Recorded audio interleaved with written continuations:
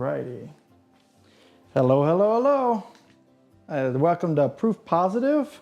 Tonight we're going to be working on whole wheat loaf breads. I've got two different recipes, one from food.com and the other from the Conscientious Eater. This one is not going to get baked till tomorrow, but we're at least going to make the dough tonight.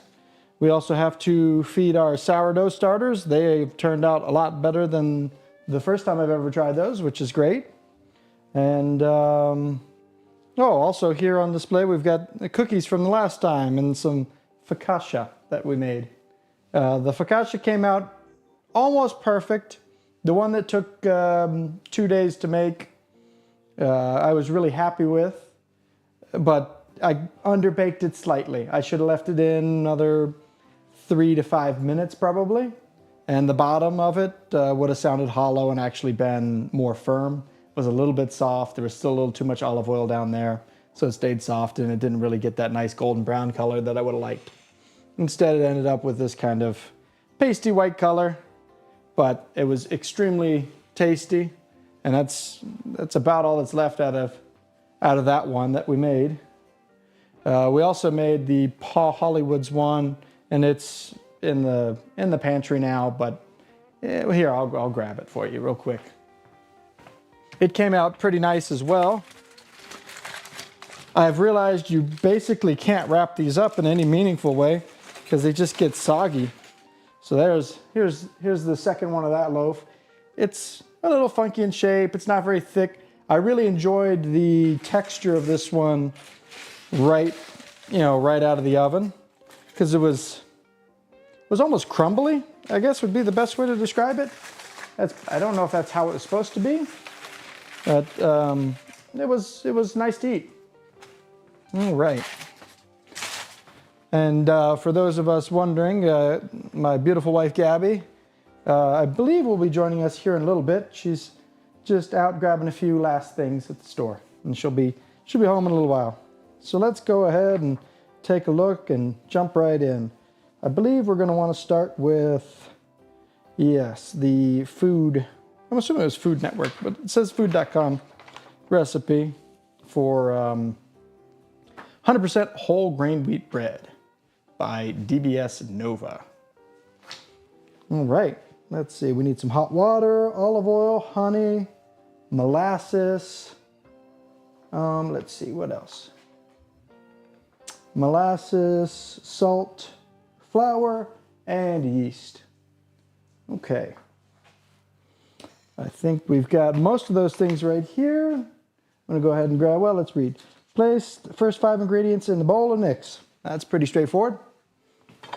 Let's grab ourselves a bowl and get to mixing. Okay, we need 1 3/8. I'm going to put the water in last, because that seems like a much better. 1, 2, 3, 4, 5. It wants me to go ahead and put it in? All right, fair enough. So it wants me to go ahead and put the liquids all together, and then I'm going to add the flour in slowly. Typically, I put the flour and add the liquids in. It is what I have been doing the last couple of times. But that sounds good enough to me. So 1 3/8 cup hot water. I hope everyone's having a nice evening tonight. I'm going to go ahead and run this for a minute and let that warm up. And let's just see. Okay, here we go. There we are. Just taking a look over here. Perfect.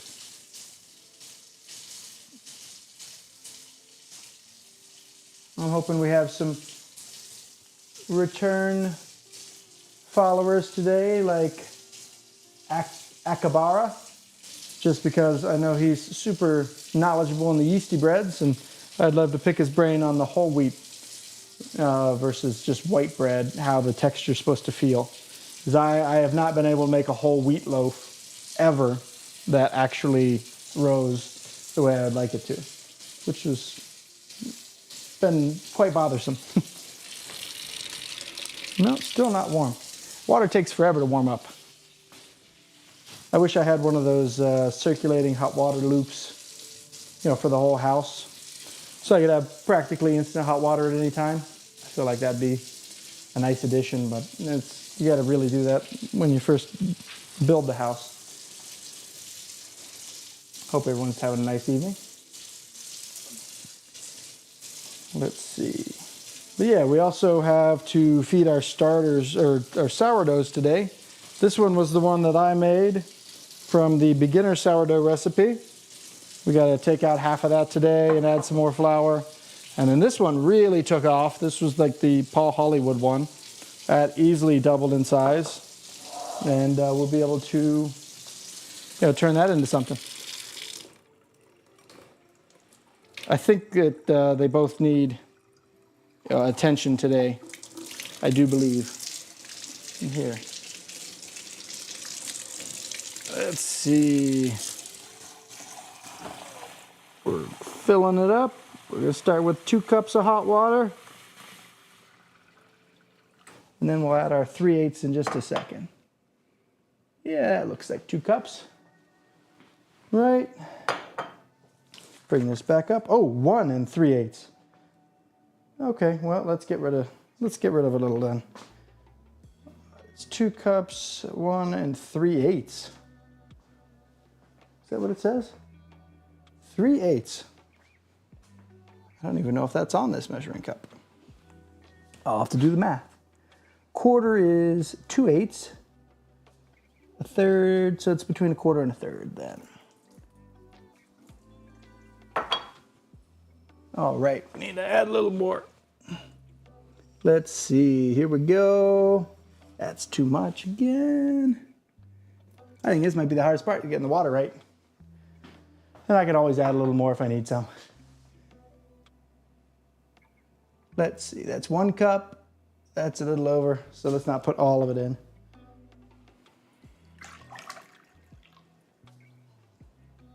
Well, if we need, we'll add a little extra flour. Okay, 1/4 cup of olive oil. Man, these breads recently have been using a lot of olive oil.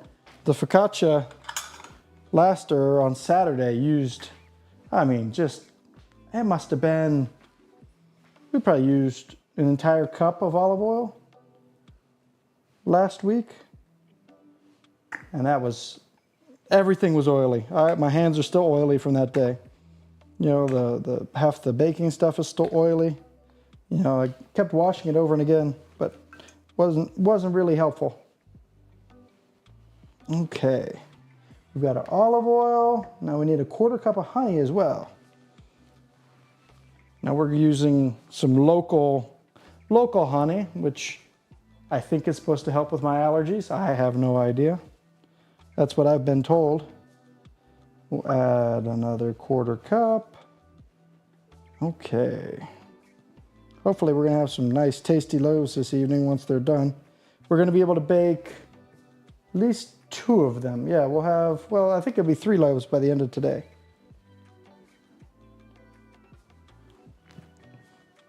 Okay, there's our honey. Let's get all that out of there.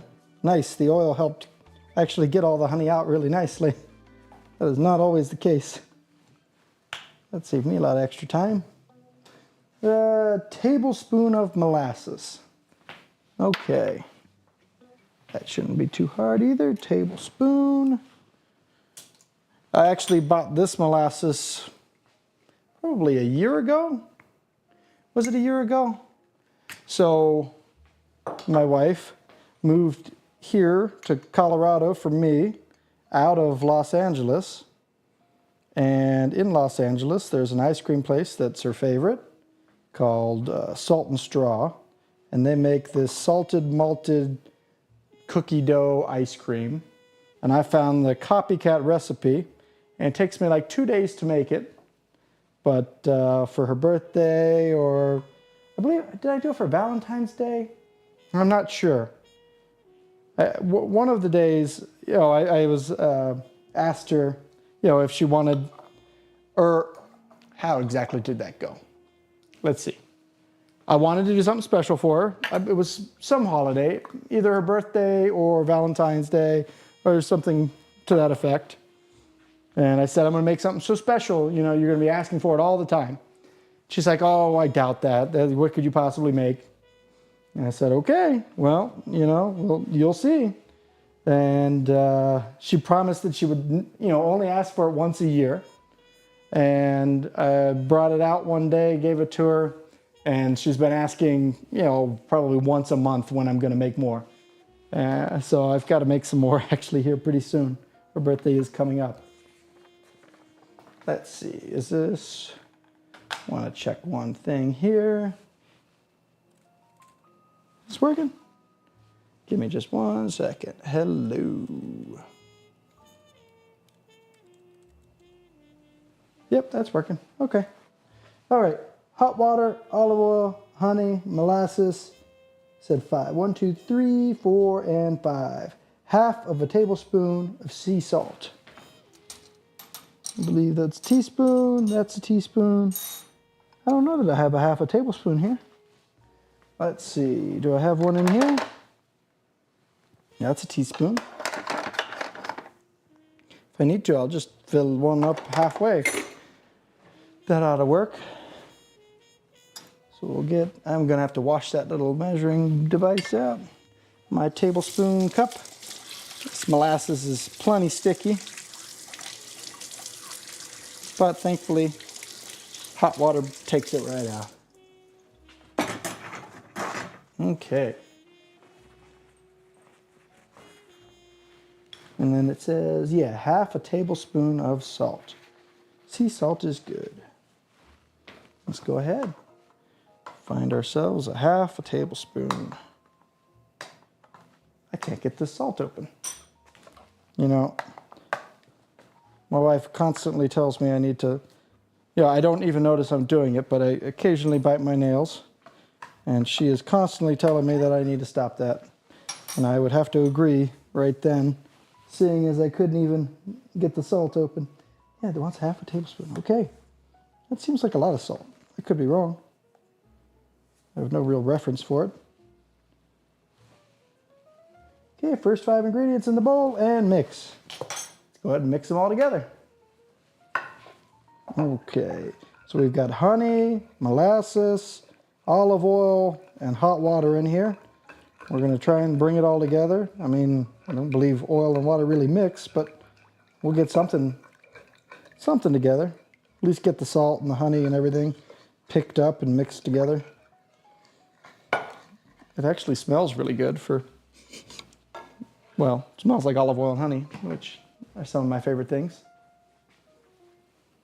Oh, lost a rag. Here we go. Okay. Now we need to add 2 cups 100% whole grain wheat flour to cool the water and end up with warm dough. To cool the water and end up with warm dough. Okay. I feel like this is not going to be very warm. Hopefully this yeast activates. No, water's still warm. Okay. And it said 2 cups.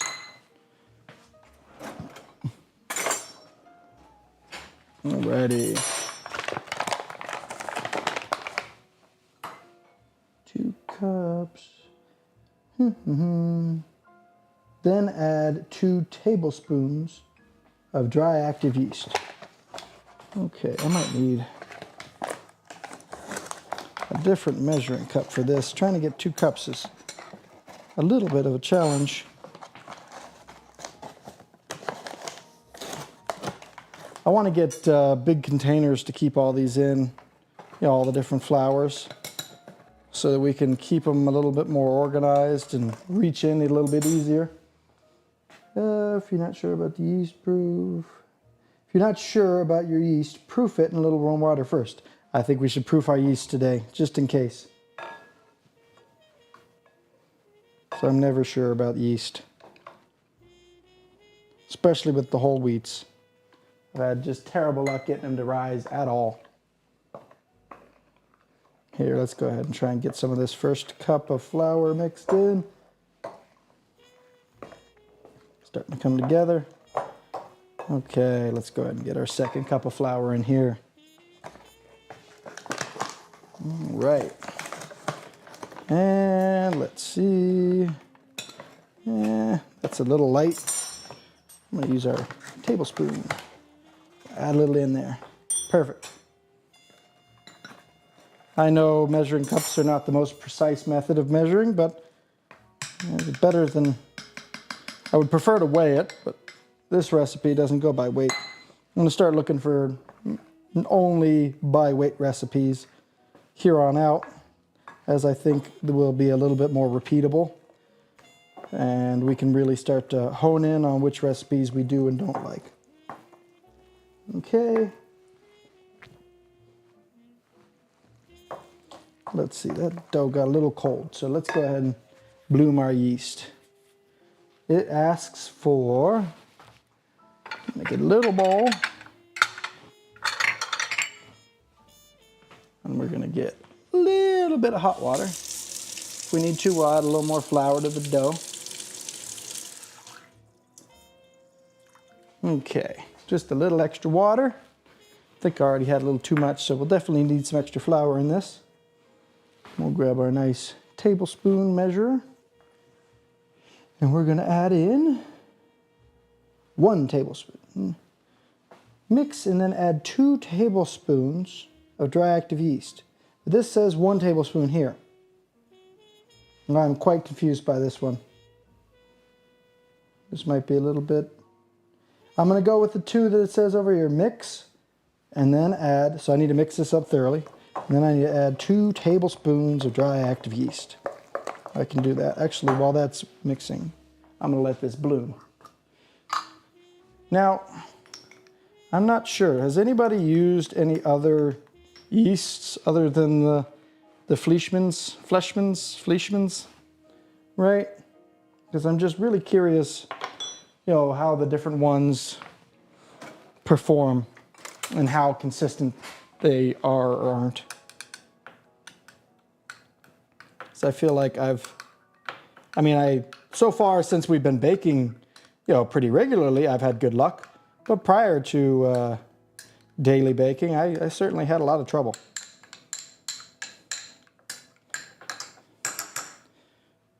It has been nice that as soon as I started to stream, things started to go right for me, and as far as yeasted breads.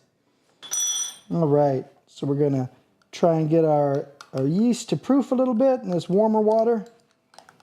This said 2 tablespoons of dry active yeast, but the original directions said 1 tablespoon. So I'm really, if this bread comes out really yeasty, I think it's gonna be this part of the directions fault, as it has gotten a little unclear. All right, let's mix this in and let's see if that'll bloom. Okay, this is starting to mix up nice. Then we're gonna add 4 more cups. They want us to add 4 more cups of flour to that. Hopefully that comes together in a dough ball. That's gonna be quite a bit.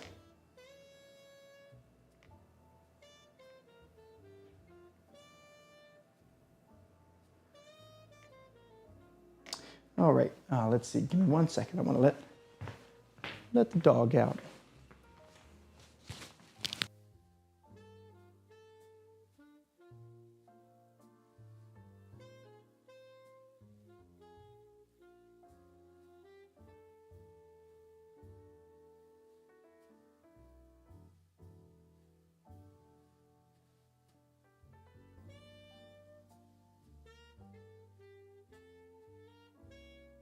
I had to let the dog out real quick.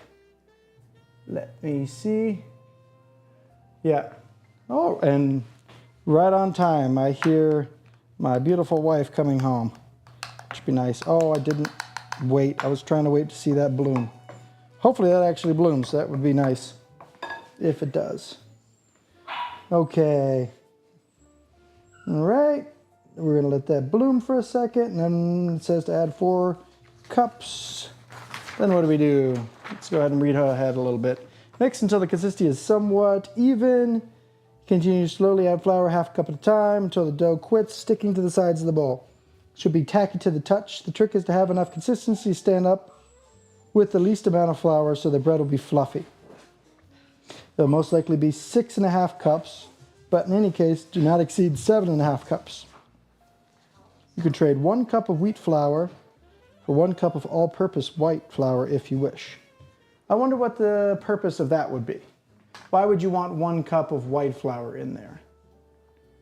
I wonder if it like loosens it up or what. I'll have to read about that later on and see if there's a good reason for that. Okay. This appears to have bloomed.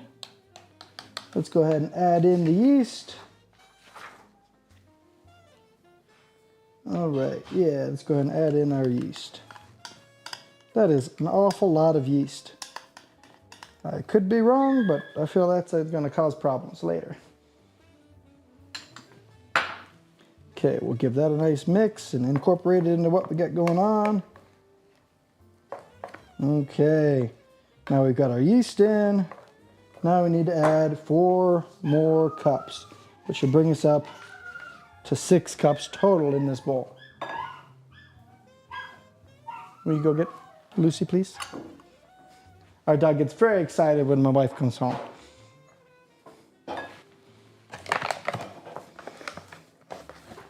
Well, really, when anyone comes home. She's a very excitable dog. Cute, but sometimes a little bit much. Okay, so 1. And I think I'm going to go ahead and mix these in as I go so that I don't have a whole ton of dry flour all sitting there at one time. So I feel like this is quite a lot of flour for this recipe. But I guess that makes sense if we used 2 tablespoons of yeast, that it would be quite a lot of flour. And it's supposed to not stick to the bowl. It's already not sticking. Is this enough water? 1 3/8 cup of water? Yeah, I'm surprised it's already not really sticking to the bowl. But we're going to keep adding in our flour. Well, always questionable on whether or not these whole wheats are going to turn out, since I've had such bad luck in the past. Okay. And then we got 2. I've still got 2 more to go, plus another ½ cup. Go ahead and get another cup in there with it. This is almost a whole bag of flour for one. Is it 1 loaf? This makes 1 loaf. Okay. I feel like white bread goes a little bit, maybe it rises more? I'm not sure. That's 4 cups. This can't be right. This just seems so wrong. I'm gonna keep following the directions, but very questionable on this one. I might have to go in with my hands since it's kind of filled up here.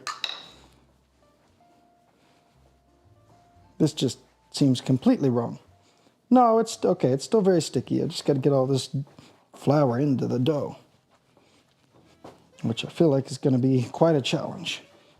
I even added extra water already. So let's just see. I think I'm at 3 cups, so I got 1 more cup to go. And then I'll be at least 4 cups. And I'm trying to add the least amount of flour as I can based on what kind of the notes were in this recipe. Alrighty. Let's see. Hope everyone's having a nice evening tonight, and thank you for joining me. I'm certainly having a nice time trying to bake some bread. I'm really looking forward to the final product, though. That's the best part. All right, before I go too far, let's go ahead and get that last cup of flour in here. Okay.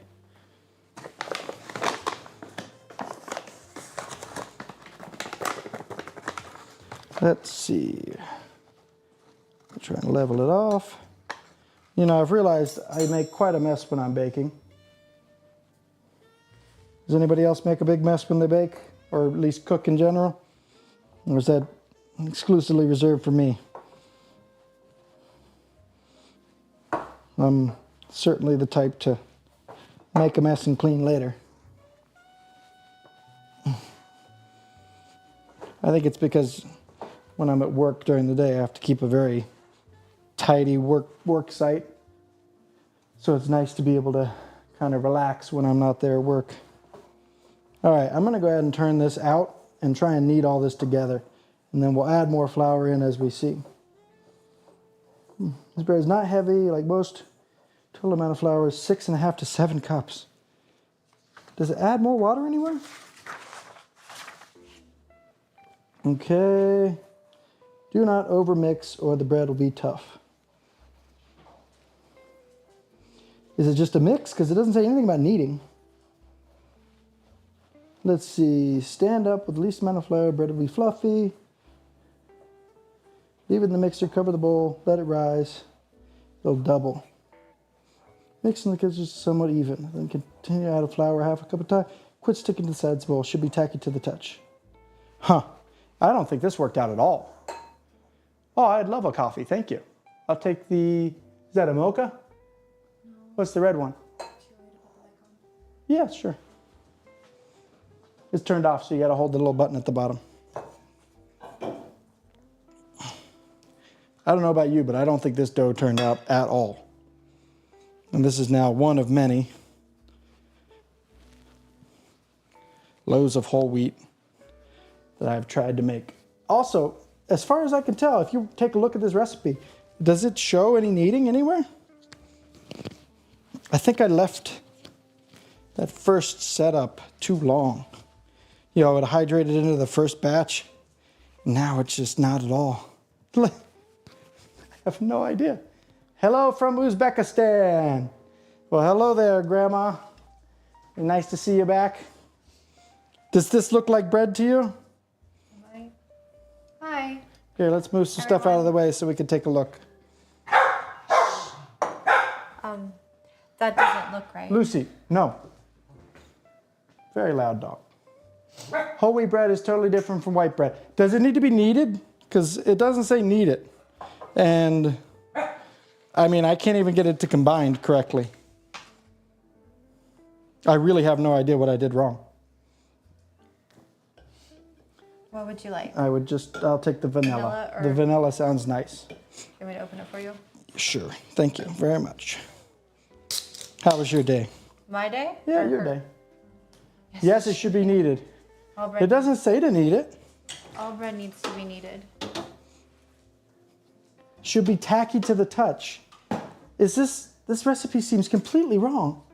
Do you want a sip? Not yet. Please read the recipe and tell me where I went wrong. Hi everyone, how are you tonight?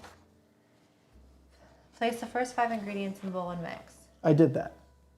It said 1 3/8 cup of hot water. Okay. 1, and then I did a little over a quarter would be 3/8 because a quarter is 2/8, right? Okay, a 1/4 cup of olive oil. Did it. A 1/4 cup of honey. Did it. 1 tablespoon of molasses. Did it. 1, 2, 3, 4, and salt. Did it. And you mixed all that together. Yeah, that's correct. 3 3/4 cup of whole grain wheat flour. Yes. 3 3/4 cup? 1 tablespoon dry active yeast. 3 3/4 cup. How much did you put in? You're on the wrong thing. See, add 2 cups. Oh.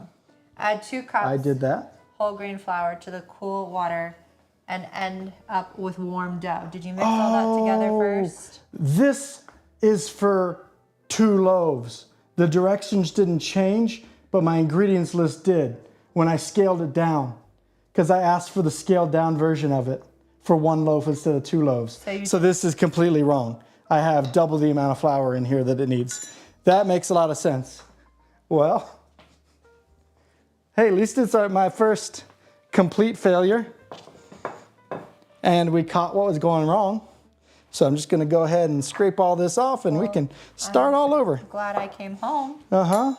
Oh, I would have never put this away to proof. This was just horrendous. I'm going to grab water. Okay, I'm going to go dump this and we can try that all over again.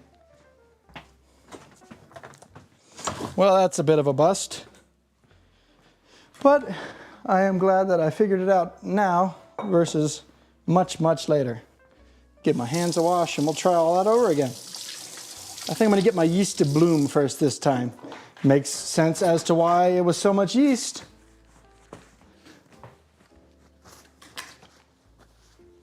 Okay, so let's start with a nice yeasty paste and get that going. I want to rinse this bowl back out and try that again.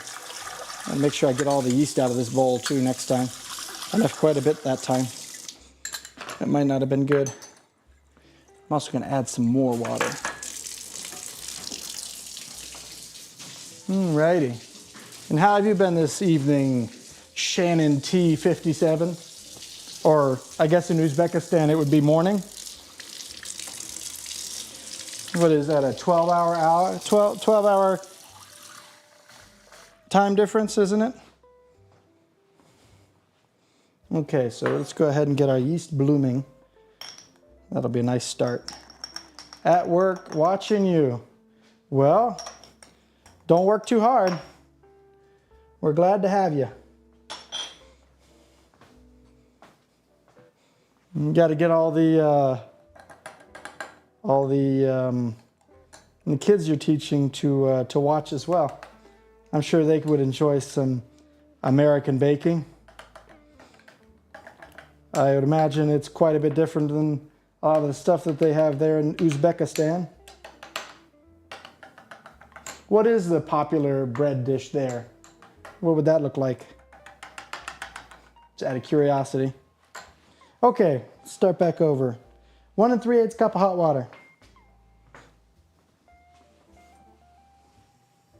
Okay, let's see. We got almost a cup, cup and a quarter, cup and 3/8. That'd be good. That should work. Nice and warm. Right back in. All right, we got our quarter cupper going again. That's right here. We're gonna have to clean this guy out. I got some molasses in it, unfortunately. It looks like Giant Bagels. Stamped in the middle is the national bread. It looks like Giant Bagels. Stamped in the middle is the national bread. That doesn't make, I'm not sure what that means exactly. The bread looks like Giant Bagels and it's stamped in the middle with the national flag. This is going to be a quarter cup, so let's go back. Quarter cup of olive oil first. Okay, let's get this all filled in.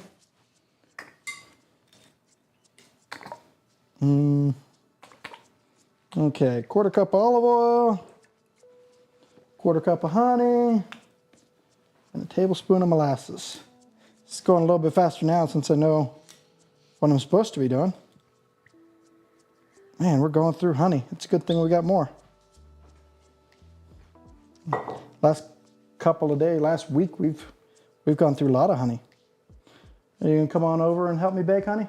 I can try. Honey? There you go. And they told me to put the olive oil in first so most of the honey doesn't stick. I told you that. No, the recipe told me that. And you also happen to say that, but so did the recipe. Well, I'm glad someone else has validated. Oh goodness, that was a bad idea. Yeah. I've already done it, so let's go ahead and finish up. Would you like to add a tablespoon of molasses for us? Go ahead and rinse my hands off again. Are you just pouring, like scooping it? Yeah, it scoops nice and easy. It's just molasses.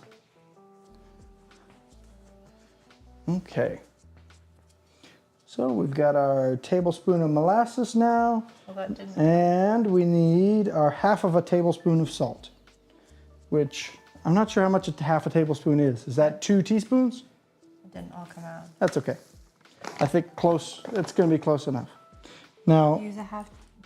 there is no half a tablespoon measurement.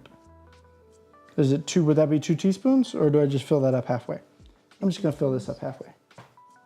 I think that'll work just fine. Okay. So how was your day? I feel like we were talking about that before you walked away earlier. It was okay. And what did you get to do? I got to go to work, Yeah? And what'd you do there? do a lunch, Oh, and then So you fed people lunch? I fed people lunch and I discussed work things with them. Oh, work And then- things. Very descriptive. And then I came home and picked up our kid, and while getting out of the car, busted my lip open by hitting the car door with my face. That did seem quite unpleasant. So I got home just in time to hear that. All right, we're gonna mix all that together. Now, instead of 2 cups of flour, we need 1 cup of flour. Would you mind? You wanna grab us a 1 cup of flour? It looks like our yeast is blooming, so that's good. But now I'm afraid that I have a ton of extra water here. Hopefully that's not too big of a problem, and we can just add more flour if it's too sticky and doesn't come together. Let me mix this up a little better, get that molasses off the bottom before we start adding flour. Okay, I'm ready when you are. Hope everyone's having a nice evening. I know I'm excited for some bread here at the end of the day. Okay, our first 5 ingredients is mix it up. All right, then we're gonna add in this yeast right there. do you want me to pour it, or do you want to keep... Here, why don't you use this? Use what? We have stuff? It's what you use for sourdough bread. What's that for? It's like a mixer for dough. There's a dough mixer? Essentially, yeah, rather than using a wooden spoon. Well, I like my wooden spoon. I feel like it was more effective. The wooden spoons seem to be moving these materials around a little better. I guess this is scraping the bottom maybe better? I'm not sure. I think I like my wooden spoon. Also, this is a salad spoon. Okay. Is there a difference between a salad spoon and a regular spoon? I'm going to go ahead and just disregard that yeast that I got to bloom. I think I might have added just a bit too much water, and I don't want this to be way too wet. Can I see the tablespoon? The tablespoon? Don't you have it? Oh, never mind. I've got it right here. Yeah. Do I need to wash I've it? got salt in it, so I got to make sure I get that out. Otherwise, I'll ruin all this yeast. Because I believe if you add Salt on top salt of and these. tip of yeast, you can kills kill it. off the yeast. Which that'd be no good. So we're going to put our 1 tablespoon of dry active yeast. Bloop. Okay, and we'll give that a swirl. We'll get all that mixed up nice. Okay, now we're going to add, we need 2 3/4 more cup of flour at worst case.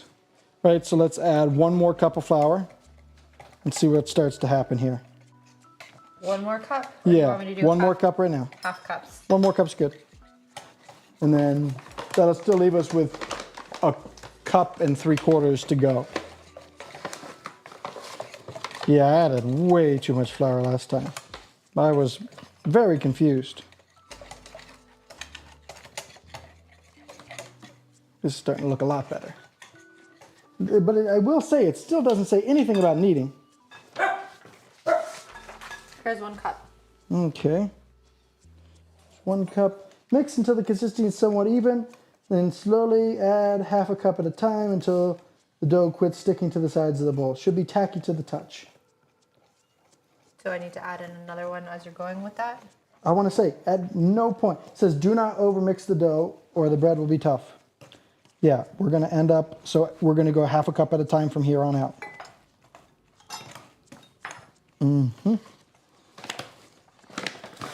Okay. So, that's definitely very sticky still. This is starting to look a lot better than last time. I'm just glad we figured out what was wrong. Would you like? Go ahead. Okay. Let's see. This is starting, this should come together nice. Alrighty. So, how do you feel about whole wheat bread over white bread? Which one do you prefer? That's a question for you there, Speed. I know, I'm Oh, okay. thinking about the answer. That's still very sticky. I'll take another half cup. I like white breads like sourdough, and I guess, the white breads that we like make at home. Yeah. But I'm not really a fan of white bread that you buy at the store and is basically just air. I thought it was air and sugar. Go ahead. Do you want the whole thing? Yeah. I don't really like that kind of bread. I don't like that I can like push all the way through it, so to speak. So growing up, I think I only had white bread maybe until I was about... So you're not a big Wonder Bread fan? No, I don't like Wonder Bread. I don't think my parents ever gave me Wonder Bread. I don't think I ever had Wonder Bread either, but I do. This tool is awful. I'm not a big fan of this tool at all. The handle needs to be longer. I like the tool. Yeah? Have you used this tool? Yeah. When? We've made sourdough? To make other things not sourdough, but Oh, yeah. okay. Now, I want to say this feels like, now it's still very sticky. Do you want another part of it? Should be tacky to the touch. That's slightly more tacky. Maybe half a cup. So a quarter cup? Well, I mean, you can fill up a half cup and put a little bit in, because we still have 3/4 of a cup of flour that we could put in. Well, let's do it by quarters then. Okay, so give me 1 more quarter cup of flour, please. If you're just joining us, we're making whole wheat bread tonight. We've got 3 different recipes. 2 of them we're gonna end up baking this evening, and then 1 is gonna wait and proof until tomorrow. But we make sure to always show all the previous bakes in the the next stream.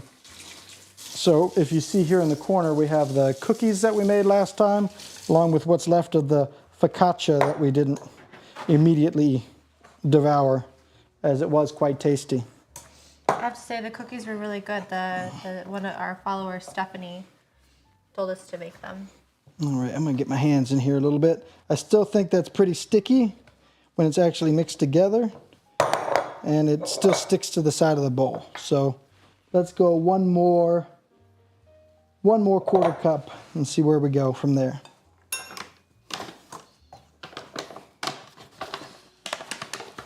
Although it's not sticking that bad. It's supposed to be tacky. Would you call that tacky or sticky?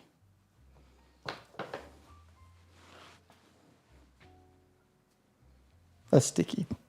Oh, excuse me. No, I think that's sticky, not tacky. Go ahead. Okay. 1 more. Yep. We'll see where this gets us. If not, we can go up to 1 more quarter cup of flour. But I want to say this is going to get us there. I do think we had slightly more water in here because of the whole, 1 3/8 cups versus a quarter or a third. Oh, you got yourself a nice water there, miss? You got coffee. Yeah, and I'm going to get to it as soon as I get this going some. Yeah, that's starting to turn into something. I'm happy with this now. Okay. I think it's still tacky. Now it really warned about over mixing, so I'm gonna try and end up here in a minute and just give it a couple little folds, just to incorporate the rest of the flour in a uniform manner. I don't necessarily want to knead, I just want to get it all uniform. And then ideally we get ourselves a nice, I think this dough is right about where I want it. As the less flour we can use, the better. Would you mind giving this bowl a nice cleaning? Sure. And then I believe we're going to oil it up. It doesn't say to here, but I feel like that's probably not a bad idea. And then we're going to proof this. Do you think it's necessary with the molasses and honey that's in there? To oil? Yeah. Yeah, so it's not as sticky, right? We don't want it to be too sticky. If that makes a difference. The oil? There's already olive oil in here. So I don't think a little extra olive oil in the bowl will be a problem. I think if anything, that should help to, keep us from sticking. I'll try and get this to come together into one uniform ball here, which is a little bit of a challenge, but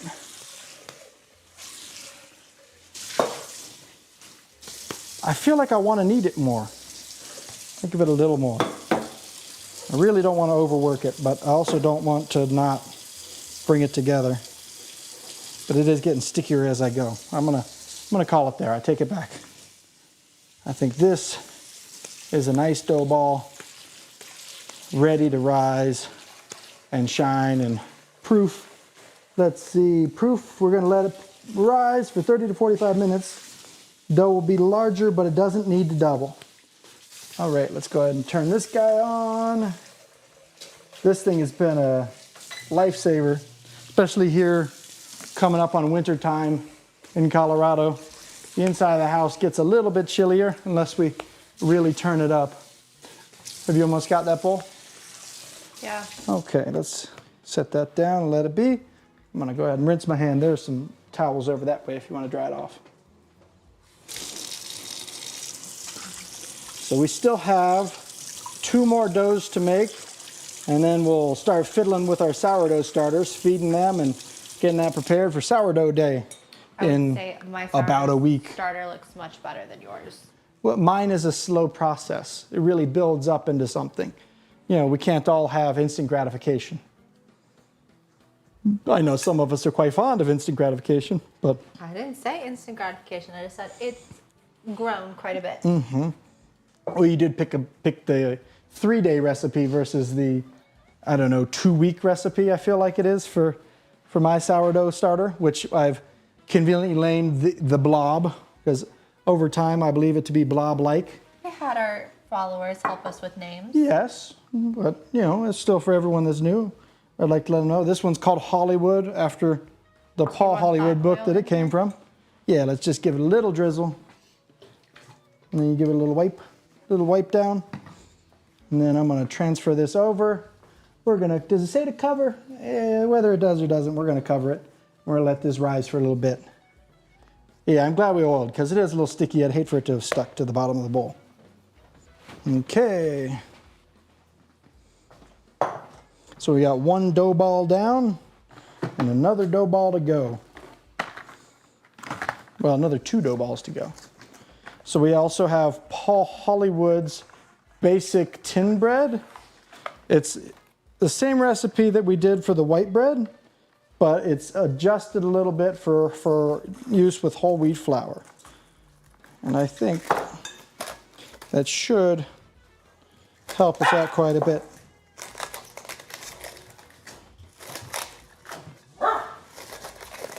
Okay, let's go ahead and get this into proof. Yes, please. So you want to set the timer for 45 minutes on that guy. Okay. I believe it says 30 to 45, but I like it nice and airy bread, so I think the more proofing, the better. All right. Okay. 45 minutes? Yeah, 45 minutes. Is that all it needs? And then you just bake it? Oh, once you put it in the pan, do you proof it again? Is that what this says? I'll read more when we get there. Mix the dough again, just enough to knock it down, at least close to the original size. Oh, okay. All right, let's clean up our station a little bit and get started on the next. Hopefully we've got enough flour to get through everything today. It might be tight, but I think we can. All right, I'm gonna go ahead and wet down one of these towels as a cleaning towel. So we're doing Paul Hollywood's next? Yes, we are. Would you like to work on this one? And I'll assist. Can, but this is the basic white tin. Where's the... That is it. Look at the end of the recipe, right? It gives you the instructions on whole wheat. Follow the recipe above, but use 350 strong wholemeal bread flour. I'll grab you a scale. 50. We need the regular yes, I know. bread flour as well. So I'm going to take my rings off in order to bake some bread. And here's your scale. Go ahead. I'll clean this up real quick while you go ahead and grab your stuff and get yourself prepared. So based on making his bread almost every week for us just to eat at home, I'm going to go ahead and use this size bowl. It should be able to hold everything together. Can you guys see this? I think you're going to need to come on over here once I get it cleaned up. This just a bit. So I like to use a scale. It's more precise, and Paul Hollywood does everything that way anyway. So you can go on here, Yeah, I was just saying earlier that I want to make sure I look for recipes that all scale out, because I think that'll just be better overall for, repeatability. Here, just give me one more minute. I want to finish. I want to make sure it's all nice and clean, so got a good work surface to go with. So 350 grams. When you hit it. Oh, well, it should be fine. Okay. Of this, can you get the regular white bread flour out, please? Yes, of course. I finally get to take a sip of my coffee. Quite excited for. So we're at 335. We're at 352. So I'm just gonna scoop a little bit back in. All right. And here's your bread flour for when you need it. We could have added a little bit of bread flour to the last recipe, as it is on one of the notes, but I chose to try and see what it's like with all whole wheat. Seeing as I've had pretty terrible luck with the whole wheat in the past. I'm curious if does this recipe still ask you to knead it a whole bunch? You need a little bit more water too. You're gonna need 265 milliliters. I accidentally poured a little too much white. I do love a la Colombo. That's not how it's pronounced. It's a Colombo. It is not.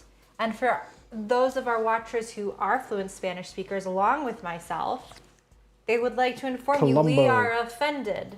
Oh, is that so? Yes. You're offended on behalf of a whole group of people? Is that what you're telling me? It's La Colombe. Colombo. No. Like Christopher Colombo. Columbus, first of all. Sailed the ocean blue in 1492.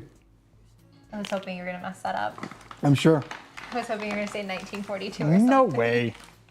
Okay. Get out of here. So we have our flour in our bowl, and I'm going to flip back, even though I made this. I still get to knead this though, right? If you'd like. So that you need me? I Is that couldn't right? live without you, my dear. Cool.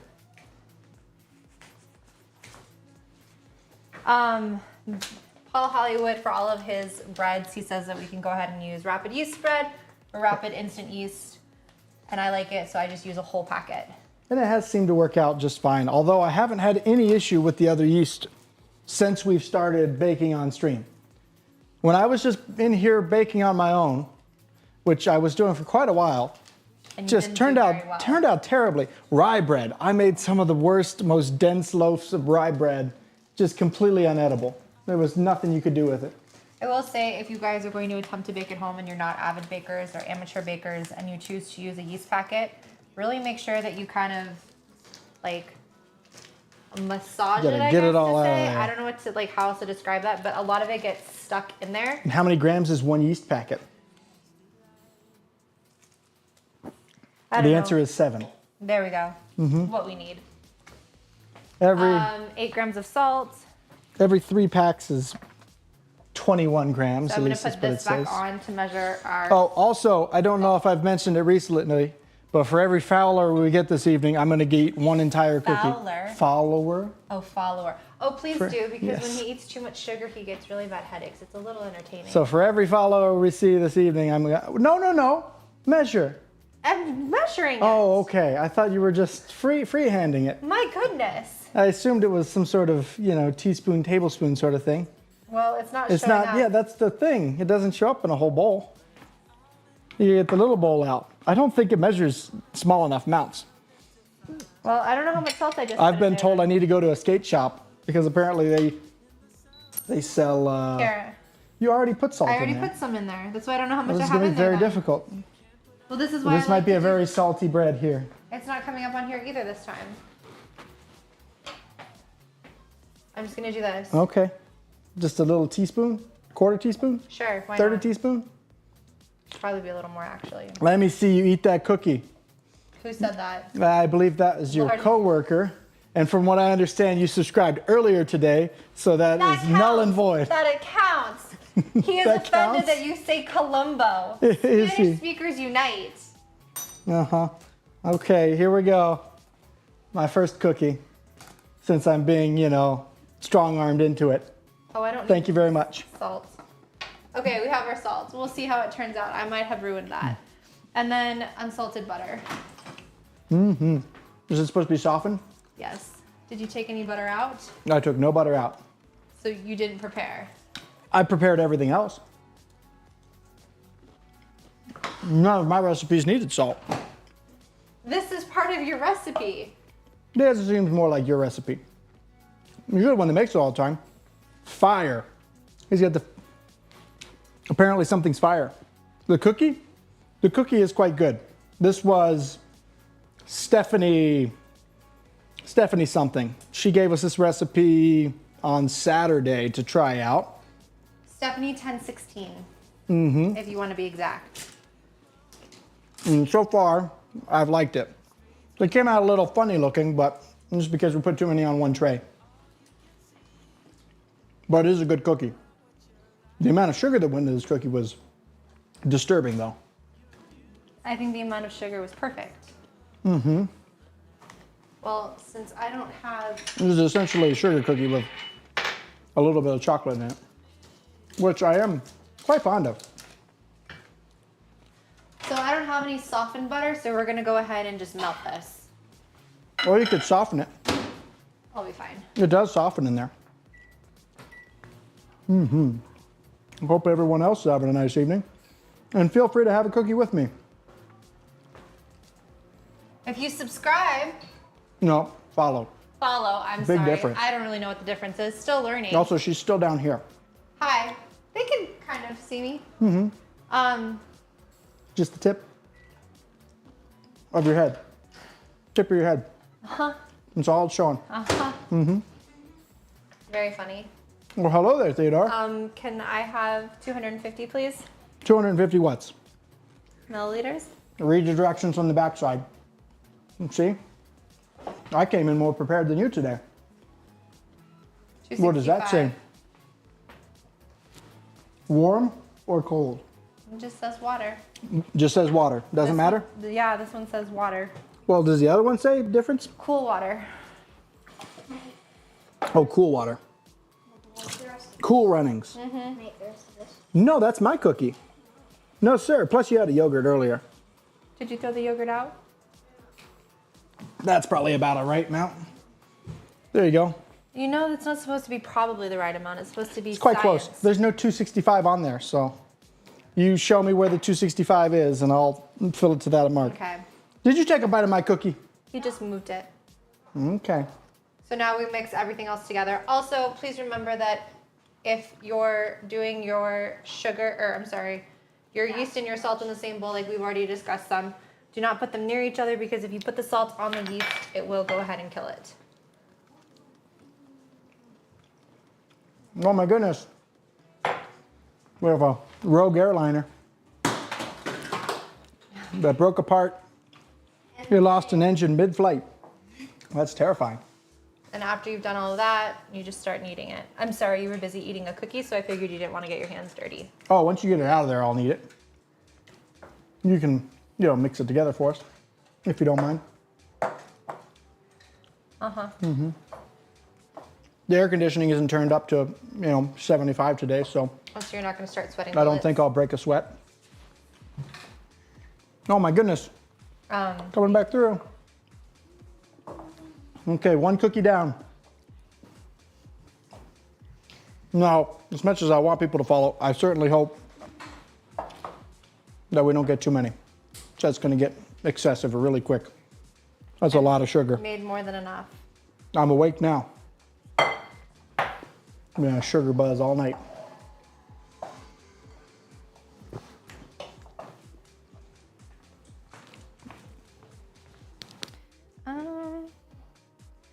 So this seems really kind of, I want to say mealy. I don't know how else to describe that. Like it's not really coming together.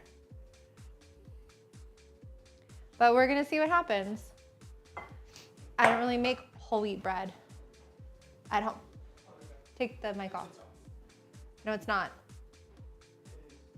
Okay. Yeah, I don't really make whole wheat bread at home. I'm usually making some sort of white bread, I don't know. I don't really eat a lot of white bread unless I'm making it at home, I guess. So I've been eating more of that. or my go-to has always been challah bread. I make a mean challah bread. If anyone doesn't know what challah bread is, that's the bread that is braided, and it's basically like an egg bread. I don't know, super tasty. And then you can make shapes with it or different kinds of braids. I like to get a little artistic with it and see what I can do in terms of creating a bread loaf for that. But this seems to be doing a little better, and we're now creating a loaf, or I guess dough, not a loaf. A loaf would be baking at temperature.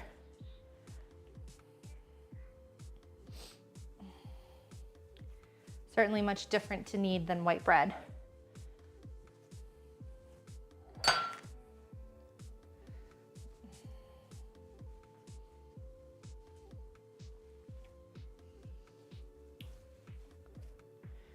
Keep going.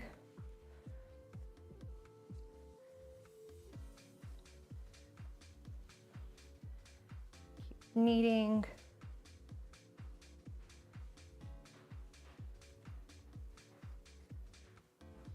Do you want to knead? Yes, I want to knead. I need to knead. I must knead.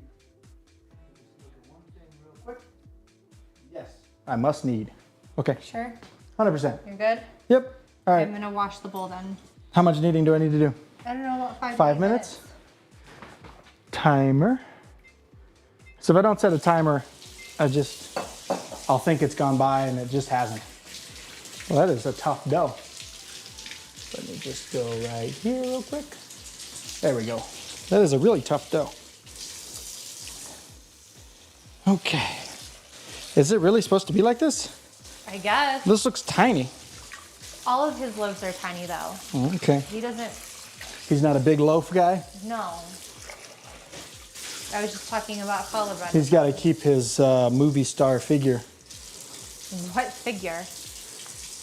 You know, round.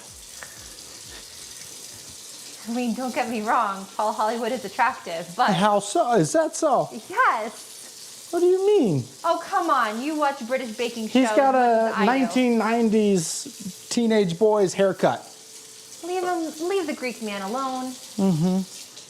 It's definitely a 1990s haircut. You like him too. We watch their shows. Yeah, but I don't so find him much. attractive that much.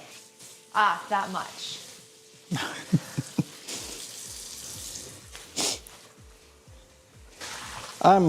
You must like Prue then. I'm skeptical of this. Yeah, big time. Big Prue fan.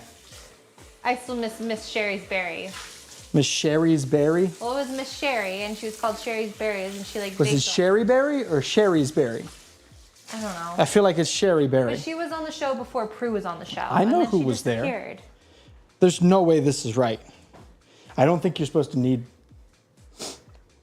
Well, then stop kneading. It just feels like I'm turning it into it. You know what I mean?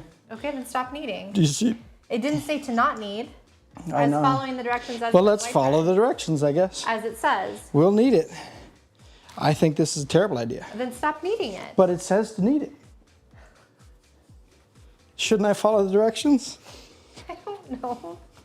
If somebody jumped off a bridge, would you go with it? Absolutely not. Well, this is what we're doing right now. We're jumping off the bridge. No. Because the directions didn't say not to knead it. No, it just says follow the recipe above. Mm-hmm. Use wholemeal bread flour and 50 grams of strong white bread flour. You'll need a little more water too. I think I need a little more water is what I need. You want water? I don't know, it's separating out, I would say then stop kneading. but I haven't kneaded 5 to 8 minutes. You've kneaded for 2 minutes and I needed some too.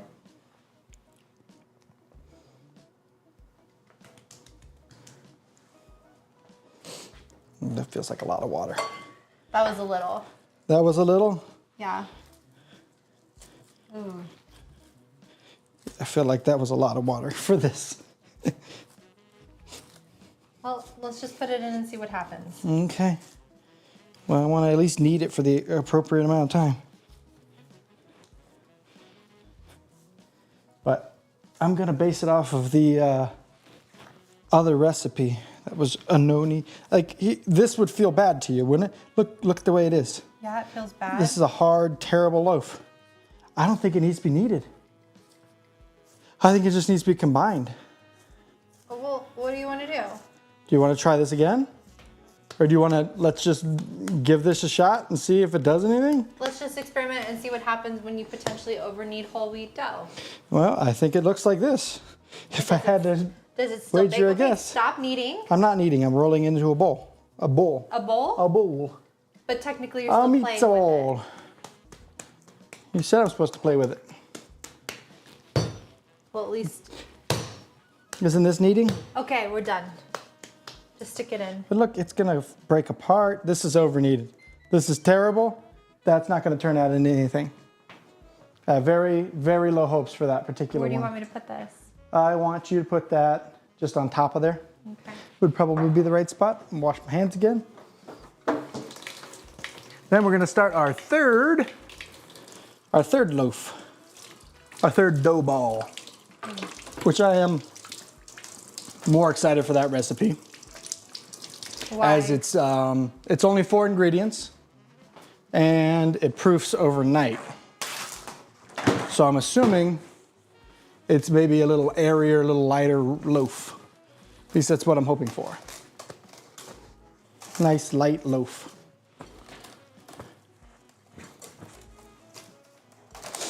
Okay, let's go ahead and look. What do we have? That's the other one. We still have to play with our sourdoughs. 4 ingredient whole wheat artisan bread. Okay, let's start moving stuff aside so we can start to get a nice clean workspace again. This is just garbage. We don't need all that yeasty water. Here's some salt, a wet rag. Here we go. All right. Let's clean this up nice.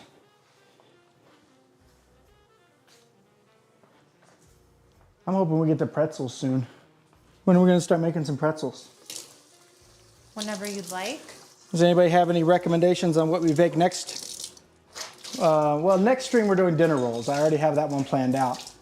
But let's go stream after that. We're taking suggestions. The more difficult, the better.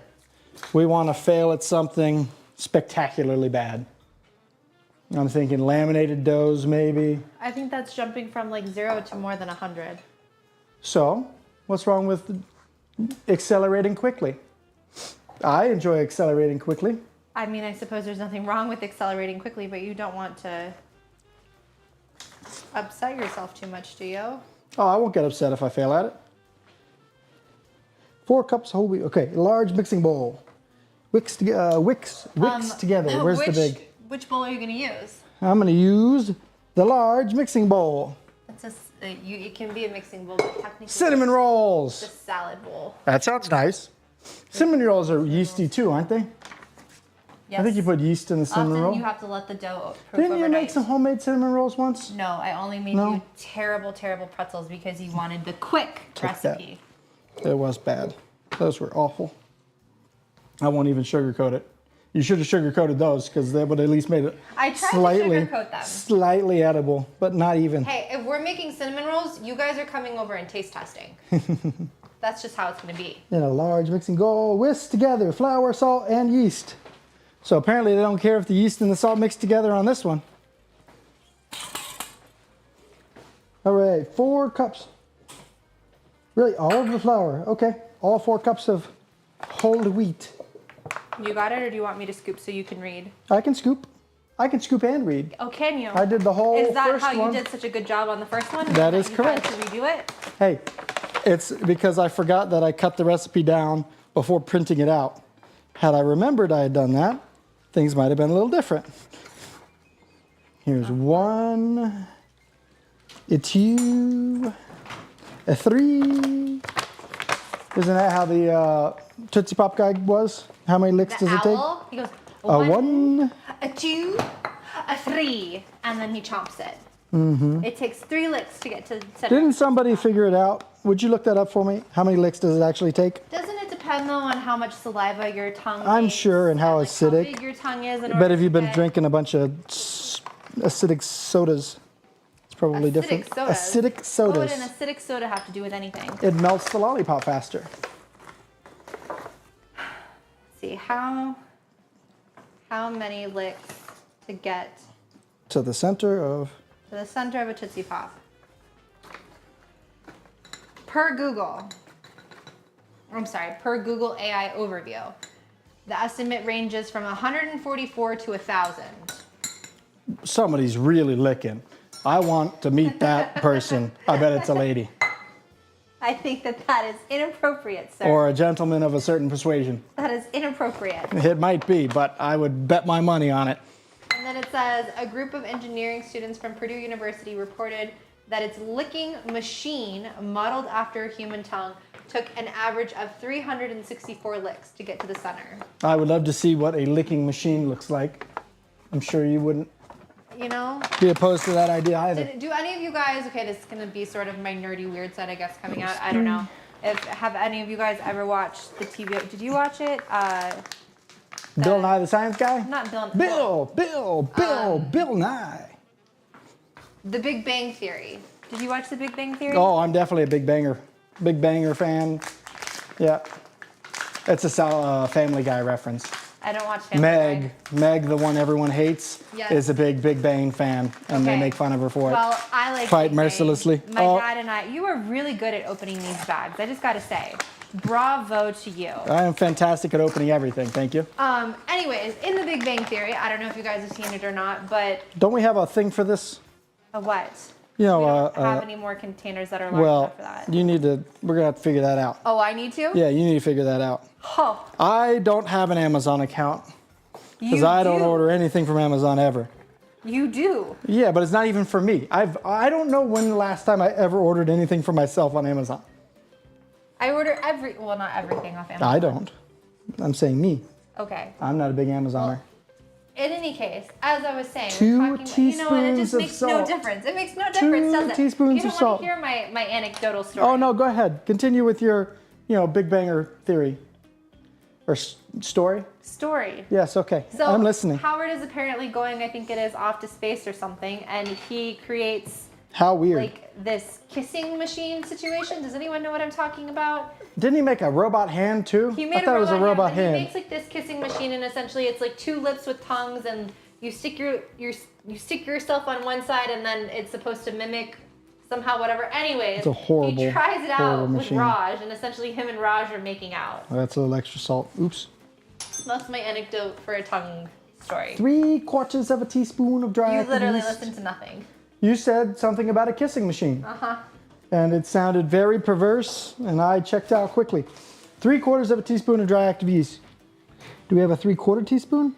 No, but you can use a quarter. 3/4 teaspoons? Yeah. Yes, I get it. 3 times. I know how to many? count. 1, 2, 3. Quarter, 3/4. Can I wash this? What's that? That's not mine, that was yours. 1. Oh, I put it on the salt. A 2. A 3. 3/4 teaspoons. And then let's turn that into one nice powdery mess.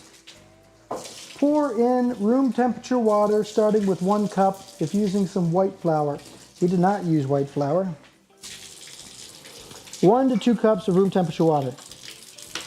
And stir until a dough comes together. You need to use your hands, form the dough into a rough ball. Place it about see, there's no kneading in this recipe either. I'm pretty sure whole wheat's a no-knead bread. Whoever earlier, Shannon T57, says you need to knead whole wheat, I think someone is mistaken. Well, then we can see what happens when you've kneaded whole wheat bread. I think it turns into a dense, dry, terrible loaf. Wow. And that makes sense as to why every time I made it prior, when I probably kneaded it, it came out awful. Excuse me. Okay, I need 1 cup of room temperature water. Would you mind? I'm sorry. Is that set to room temperature?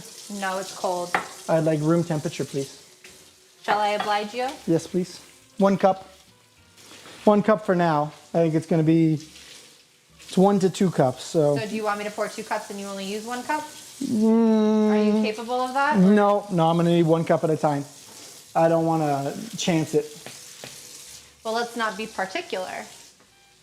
What do you mean? I'm never particular. Of the two of us, I believe I am much less particular.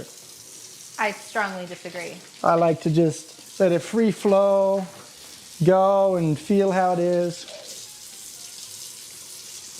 Enjoy life. Remember, you suggested a restaurant the other night. Is that right? No. Which restaurant did you suggest? You decided we should go get some pizza, Colorado style pizza from Bojo's. It's only because you brought it up. Months ago. Yeah, Months and months but for ago. some reason- And I never recommended going to get it. I just happened to have said it. Yes, but it popped into my head and I wanted pizza and I've never had Colorado style pizza. So I said, let's go try. Mm-hmm. And I admit, it was very much a letdown. Well, not that good. Where did my mixing spoon go? Which mixing spoon? I guess the one you'd like me to use, your little tool. So anyways, we went there, it was awful. So afterwards... I wouldn't say it was awful. Okay, not awful. Letdown. It was not what was advertised. So afterwards, I, in a distraught state, just started driving around because we were in an area we don't normally go to. And we found at least 2 new restaurants, and we looked up the ratings, looked highly rated, and we're very excited to try. So I'm pretty sure just following your heart and driving around randomly, you can find something good. You don't have to be particular and pick it out prior and, let the internet sell you on something. I didn't say the internet needed to sell me on anything. Okay. The internet didn't sell me on that. That was You the sold 1 me cup on of water, that. so I'm gonna need some more water. Stir until the dough comes together. Okay, yeah, I need some more water, please. Is that- Manners, please. I said please. I can't believe it. If you're just now with us, I will eat 1 cookie for every person that follows this evening. I'm only saying that again because I'm kind of ready for another cookie. All right, I don't want to put all this in. Let's just dribble some in and see where we get. I'm concerned about scratching this bowl. Why? It's glass. This one doesn't scratch? It shouldn't. Oh, okay. Well, in we go. I feel like this is going to need all the water and some. Have we followed the directions correctly on this one? That would be 3 for 3 on not following the directions correctly this evening. Well, in a large... Well, I guess we technically did follow the directions on 1. It was just bad directions. With the first? No, the second. All of the extra kneading that definitely shouldn't have been done. Well, it says, okay, anyways. In a large mixing bowl, whisk together the flour, salt, and yeast. Did you whisk that together first? Yes, I whisked. Pour in the room temperature water, starting with just 1 cup, and stir. I think this is basically what it's supposed to be. Okay, well then there you go. Hold on, read. Pour in the room temperature water, starting with just 1 cup if using some white flour, and stir until a uniform dough comes together. You may need to use your hands. Form the dough into a rough ball and place it in the bottom of the same bowl you made the dough in. Cover the bowl with plastic wrap and let it sit on the counter for 12 to 18 hours. Sit on the counter, not in the refrigerator. I never said refrigerator. I'm just prefacing, what do you call it? Emphasizing. Do you think it's too sticky? I don't know, you followed the directions. More or less. Now, he says to stick it back in the bowl, not wash it or do anything. You're just gonna stick it back in. All right, back in the bowl. We can do it. I'll cover it. Okay. I'm gonna wash my hands. And then I think, we still got 15 more minutes on our first rise on that dough. But we can play with our sourdough starters for a bit. We do have a couple of things to do there.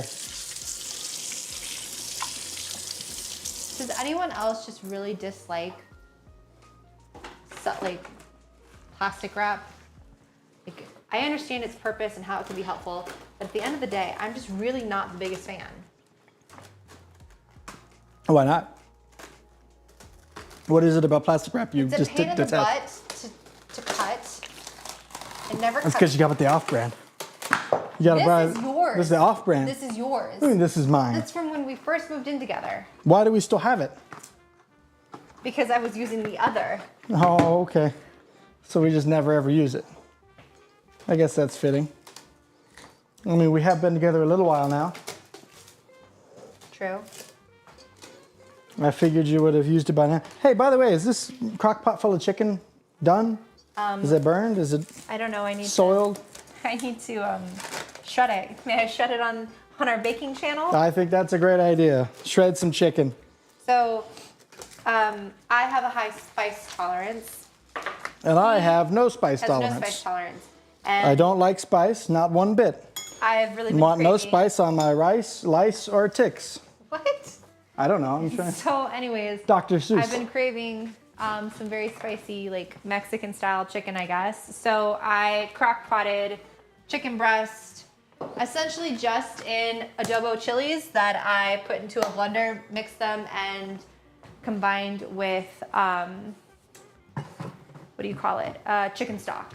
What a crock. So chicken stock and adobo chilies mixed together, and then 4 chicken breasts. And they're all for me. And he opened it when he got home because he wanted to know what smelled so good. Burn my eyes. And when he opened it, this steam with the spiciness essentially just like kicked him off his feet. Burned my eyes. I did open up my sinuses, which like I could use, so I wasn't too upset. Probably good. Why don't you go ahead and shred the chicken while we wait for that stuff to rise a little bit. Yeah, it's good. I don't see why not to.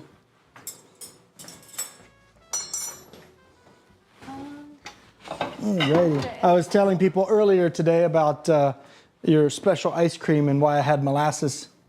Yes. If you were here to hear him talk about the Why did I give it the ice cream to you in the first place? I forget which holiday or birthday or what it was. Valentine's Day. It was Valentine's Day. I did say Valentine's Day first, but I wasn't sure.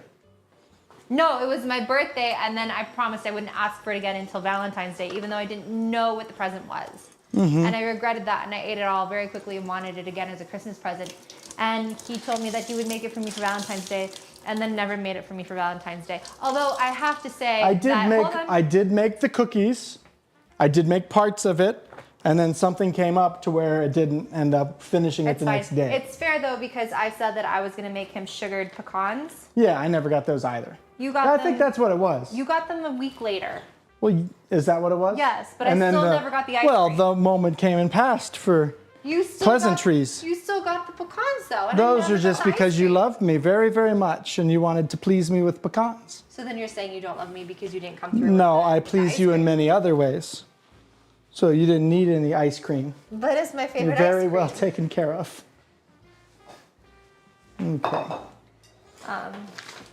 All right. Move this over here. to be in front This of the one, camera. that one's till tomorrow, so we don't need this recipe any longer. Let's do this. So should I show them this? Why not? I don't see why not. Okay, so here is my concoction of adobo chili chicken. Can you, Adobo? Is it adobe or adobo? what did I just say? I don't know. Adobe? Adobe chilies? Adobo. Yeah, like Like the mud Columba. hut. No. No, you know, the huts. Can I see this? I don't know. Well, here, I feel like let we're me- very...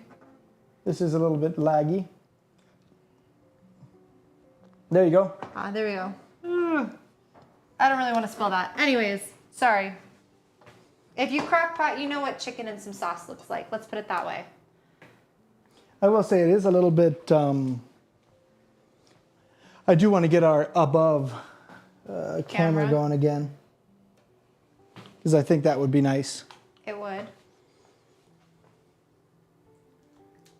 I had a nice camera all rigged up to show you guys top down for kneading and fun stuff like that. But it was kind of a wireless connection, and when you're streaming and doing all the other things, the wireless connection for the camera just doesn't work well enough to pick up faster movements like kneading, and just looked terrible. So I just decided to go ahead and nix it until we come up with a better solution. Hopefully we will soon though. As I've really been enjoying doing these streams for everybody and learning how to bake better. You can see that better, right? There we go.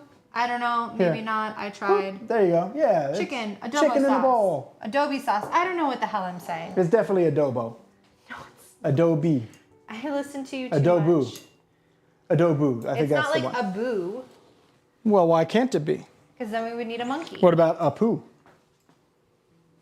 Right? Isn't that the Simpsons Indian 7-Eleven character? I have no idea. I don't I'm pretty watch sure The it's Apu. Simpsons. Does anyone here watch The Simpsons? It's Apu. The only... That does look pretty good. Why don't you try a bite? Well, let me shut it off first. Is it juicy? It should be, but it's also very hot, so I don't want to just go ahead and stick it in. Let it cool some. So you're saying it's not good to just stick it in? You got to give it some time? Yes, you gotta warm it up, get into it, or let it cool down. You said it was already hot. It is. See, I figured if it was already hot, it's good to, you can go ahead You and... can't just. Okay. I give up on that conversation. I think you're a bit of a... not potty mouth. What's the word I'm looking for? Potty mouth. Um, I do cuss like a sailor. I haven't heard it. I don't think you ever met a sailor. What's the last sailor you've met? How many interactions with sailors do you have on a regular basis? The last interaction I had with a sailor was when I was probably 10 years old in the south of France, and I went on the I guess it's not even a sailor, the aircraft carrier. Is that considered sailors? Aircraft carrier. There was an aircraft carrier in the bay. A United States one? Yeah. How did you end up on an aircraft carrier somewhere else in the world? Because I feel like that's a big no-no. Because we What were, guy was sneaking you on board because there's My not enough women? parents. Interesting. We were in Cannes visiting my grandma, and the aircraft carrier came into the bay, and Okay. we were able to go and do a tour. There's a picture of me with the hat, like sitting somewhere in one of the things. Yeah, yeah. And I would assume those are considered some sailors, right? Even though you're on an aircraft carrier, you are sailing. Yeah, if you're in the Navy, you're a sailor. Yeah, so that's the last time I talked to a sailor. And how many years ago was that? We don't need to talk about how many years ago that was. So let's see. Well, you've met Miss Jamie's daughter, right? Yes. Right? She's a sailor. Well, it was a sailor. Okay, so then fine. This summer, that's the last time I interacted with a sailor. With a sailor? Uh-huh. I wonder if she curses like a sailor. I'm not sure. She's, I don't know. I want to say she would strike me as a person who does cuss, but Miss Jamie doesn't. And I feel like, I don't know about that. I don't know that I've ever heard Miss Jamie cuss. I'm pretty sure I've heard her curse. But I've spent way more time around her. I'm a general contractor, and I've spent many months in that particular lady's house working on it. What, 3 different times now? 4 different times? For however many years? It's probably been it's been 6 years? 5 years? So are you just that slow, or does she have that big of a project? It is a big house. There's been a lot of projects. Oh, and then sometimes we redo the same project. That sounds fun. Yes. That's only happened once or twice. And it's for design reasons, not for quality. I want to Who point out. changes their mind, her or him? Her, I think. I'm not sure. I don't think he would care enough. He does occasionally, have problem with things, but I think for the most part, it's Miss Jamie deciding to choose something else. My Columbo was quite good. Thank you, sweetheart. Colombe. I woke up at 4 this morning, so I needed that caffeine. What's everybody's go-to breakfast start? I started doing steak and eggs for breakfast. I gotta say, there's not much better you can start your day with. Nice ribeye and 2 eggs over easy, all the yolk just running over it. I'm certain that it's not. What are you doing? I'm pouring more sauce over That's it. spicy. Do you want to try it before I pour it? No, thank you. I'm quite content the way it is. You want me to mix it while you do? You gotta get it all the way to the bottom. Otherwise, it's just not right. Ooh, yeah. See, I mean, this is another good idea. We could start doing like meal prep and stuff during these. I suppose. That might be a great idea. we've been trying to come up with things to make sure, I don't know if you've noticed, but bread and pastries and desserts and things like that, they need a lot of resting time and rising time and proofing time. So we've been trying to figure out what to do in the interim. Okay, it's done. Okay. It needs to cool now. I'll take this aside. And since I'm the only one eating it, I'm gonna go ahead and try. Looks a little spicy. How do you feel? Did it really open up your palate? You gotta. That's rude to do while you have food in your mouth. No. That's to aerate things properly. You can taste better. No. You need oxygen to taste the food, right? Taste it. No, thank you. I don't think it's spicy at all. I disagree. My nose says otherwise. I smell from here. She constantly tries to torture me with spice. She slips it into just about everything, just hiding. It's really good. I'm glad you're happy. Highly recommend. 10 out of 8. 10 out of 8? What do you Yeah, mean? 10 out of 8. Would be 10 out of 10 recommend. Well, why not 10 out of 8? 10 out of 8 is better than 10 out of 10. Yeah, but no one does it out of 8. Well, just because no one does it doesn't mean you shouldn't do it. If no one jumped off a bridge, wouldn't you? No. Why would I jump off the bridge to begin with? Maybe it's a fun dive. I've jumped off a bridge before. There was water below, but it was a good time. Did you hit your noggin too hard? Nope, not at all. I went feet first and had a little water ejection. If you're not, you gotta tense up on everything, otherwise it'll really get you. You can blow your whole sphincter out. Oh my gosh. Okay, I think this is risen enough. Let's go ahead and change it up into its pan shapes. Alrighty. Add the flour, blah, blah, blah, blah, blah. Dough is finished, 45 minutes, rise. Grease 2 bread pans with Crisco. Here on this channel, we do not use Crisco. Here on this channel, we are big fans of Pam. Do you want the lard? No, we're gonna Pam it up. Pam baking. When life gets you down, break out the Pam. It can clear up blockages. It can help you escape from what were they? Cufflinks? Captors was what I was going for. I just want to make sure I said it correctly.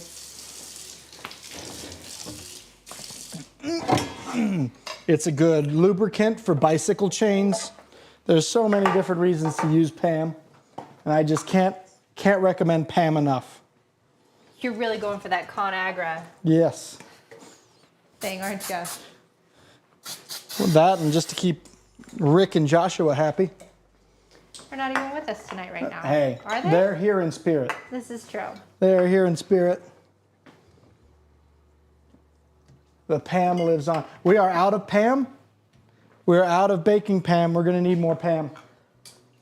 That's an urgent add to list. I'll go tomorrow.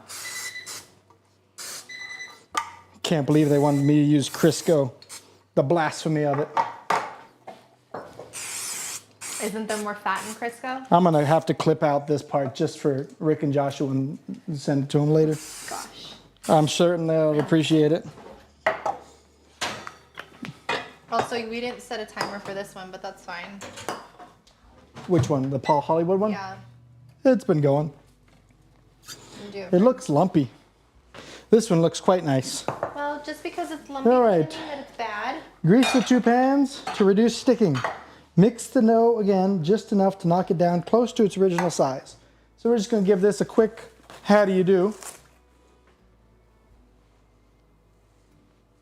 I don't want to knock it down too much.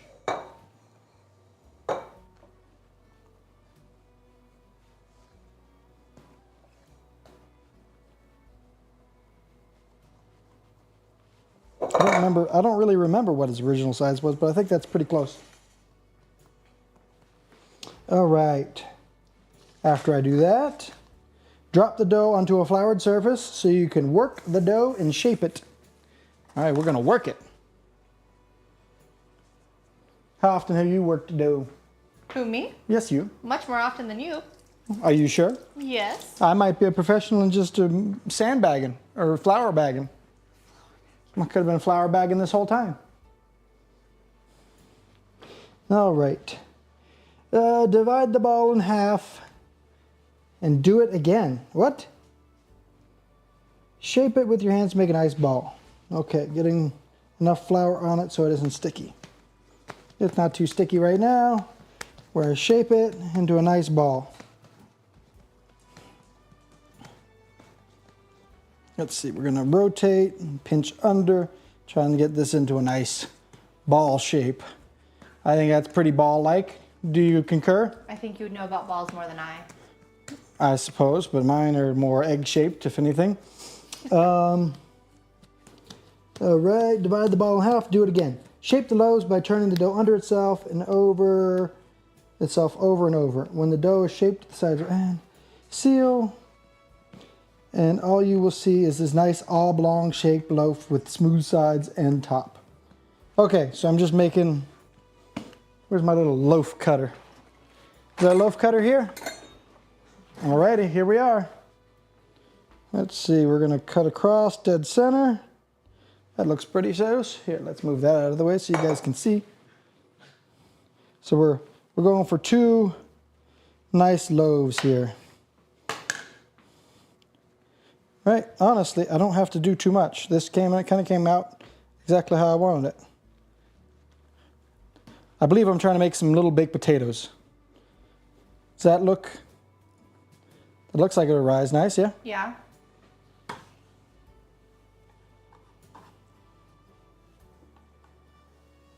All right. So we've got one, and now we're working on shaping the second. And remember, always coat your pans with Pam. It's very important that you have the appropriate amount of Pam. Otherwise, you could run into issues. Okay, I think that's a nice, another little baked potato loaf. I guess you'll need to eat another cookie. I can't wait. Thank you very much, Crimson Heart 90. And I'm glad to have you with us. Hey, that's a fake. I will not be eating another cookie. I only know one person that went to Alabama. Well, I know several people that went to Alabama, but I only know one person from Alabama that would know that I would have to eat a cookie if a follow happened. Okay, so I believe I recover these again. What do we do here? Shape it low, drop a low bread pan, let them rise until almost doubled. All right, back to the thing. But I put Paul Hollywood in there. Paul Hollywood comes back out. Paul Hollywood deserves no special treatment today. Him and his bread, questionable at best. You don't want to Pam the outside? Pam, though, outside. It's greasy already. Okay. I already Pammed it. I will Pam that one, because that one's not greasy already. The top surface. Let's close that up. Hold on. This is Pam with, this is an empty Pam can. Here, throw this out too. Please? Why, I suppose. Well, I thought you were taking the can. You left the can. Oh. Well, maybe I just have it as product placement. It is important to have the Pam. Can you help? I suppose. All right, now you rip. So what happens, sometimes you need to use No, don't put plastic on 4 sets of hands to cut plastic wrap. 4 sets of 4 hands. sets, yes. Where are the I others? mean, clearly 2 didn't do it, since this one's all ripped up. We needed another 2 sets of hands to make that work. All right, let's go ahead and give that a shot. Is this Paul Hollywood? That is Paul Hollywood. Well, just leave him on the top. I would figure he's a top. That's... All right, we're gonna double in size. Let's give it another 30 minutes. Does it say in the directions? Doesn't say, it says double in size. But if it took about 30 minutes to double the first time, I assume it takes about 30 minutes to double the second time. Okay, let's clean up our station again. Now, how long does the Paul Hollywood say again? Anywhere from 1 to 3 hours. 1 to 3 hours? Well, that's what it is for the white bread. I don't think it's 1 to 3 hours. Good Lord. Put your dough in a pan.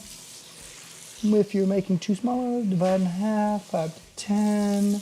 It's fine. At least 1 hour. Okay, so at least 1 hour. It is probably sat for how long would you imagine? About 40 minutes. 40 minutes, you say? Maybe. Okay. Well, we're getting there then. I think this is now time to play with our sourdough starters for a moment. They can't see you from there. That's okay. They can still hear me. I'm just trying to get things cleaned up. So what I'm hearing is we're going to need a sink cam, a stove cam. I'm going to have cameras all over this kitchen. Sounds like a very expensive endeavor. No. Yes. We don't have to have them all that one. We can use something else.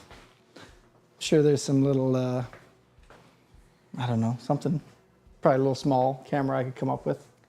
I'll get those little spy cams, you know, the little pinhole cams. I'll just drill holes in the cabinets, have them sticking out everywhere. That'll be great for resale value. Yeah, it's ready for it's a fully set up streaming kitchen. There'll be like 3 people in the whole country that need a house like this. And, you know, they'll be paying top dollar to come get it, I'm sure. Okay, why don't you flip this guy open to sourdough, and let's see what we have to do with yours. I'm not sure we have to do anything with yours. I think we should burp yours before it explodes. You ready for a wonderful smell? Were you supposed to open it already? I don't know, but we're supposed to burp it at least. Look at it gurgle. It was gurgling. We don't want to. Excuse me. I can't smell anything. Excuse me, I'm sure that was way too loud, but oh goodness, that is terrible. Just too terrible. You just got to flip through. I like to use the index. And I like to flip through. Am I pushing your button?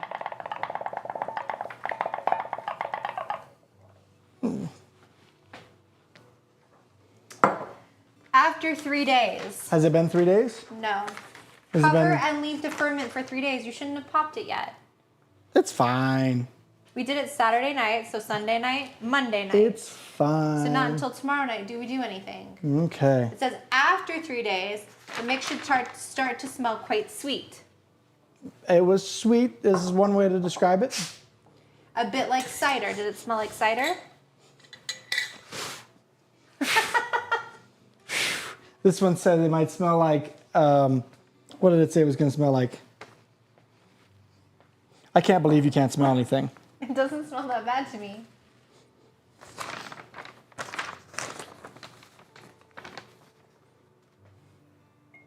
Oh, we didn't make marks on the outside. Oops. Remove and discard half. This was day 2, right? Because day 1 is the day I made it, right? Day 2 was yesterday. So this would be day 3 for this particular one.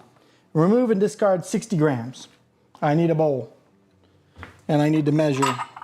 And I need a spoon. Do we have a long spoon? I need a nice long spoon that I can make sure I scrape it off and get all of it.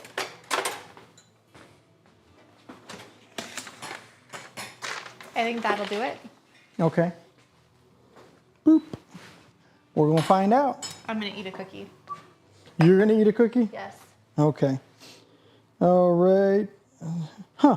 I want this one. I guess because I had it on there already, it's all teared out. So 60 grams of, wait, what does it say? Day 3, remove and discard half. 60 grams of your sourdough starter from the jar. To do so, use a spoon, scoop it out, blah, blah, blah. Eyeball it, doesn't matter. Texture will be very stretchy. To the jar. Okay, we're not to the jar yet. I guess I could have weighed the jar first, too. That might have been a better way to do it.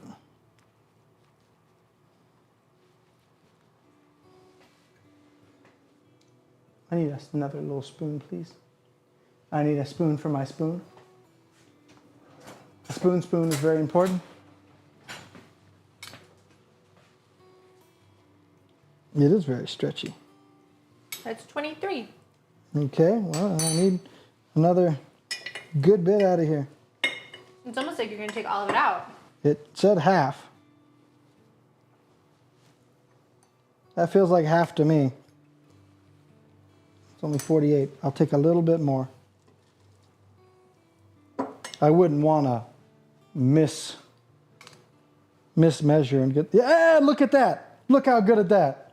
It's 60 on the dot. 0.2. On the 0.2 dot. All right, here you go. What do I do with this? Oh, you eat it. I don't think so. It's just a little mold. All right, now we removed, now we need to add 60 grams of all-purpose flour. To the all-purpose flour, that is bread flour. I'm following my directions Making sure you're very, paying attention. very specifically. Just making sure you're paying attention. Very specifically. Isn't that the correct way to pronounce that? Hello, everyone. If you're just joining us, we are making whole wheat loaves of bread, along with feeding our sourdough starters. We've got 2 loaves already back here proofing, getting prepared to bake. And we've got another one that is, I don't know, probably 10 minutes away from getting knocked down and getting ready to bake as well. So now I need to add 60 grams. Is that right? Let's read again. 60 grams all-purpose and the other 60 grams of water. Mix with a fork until smooth. Scrape down sides. Small rubber spatula. I'll tell you, sourdough is not a short process. This is now 2 different types of flour for this particular one. Started with whole wheat. All right, there's 31 grams. Ooh, 48. 57. 60. All right, now we have a good old 60 grams.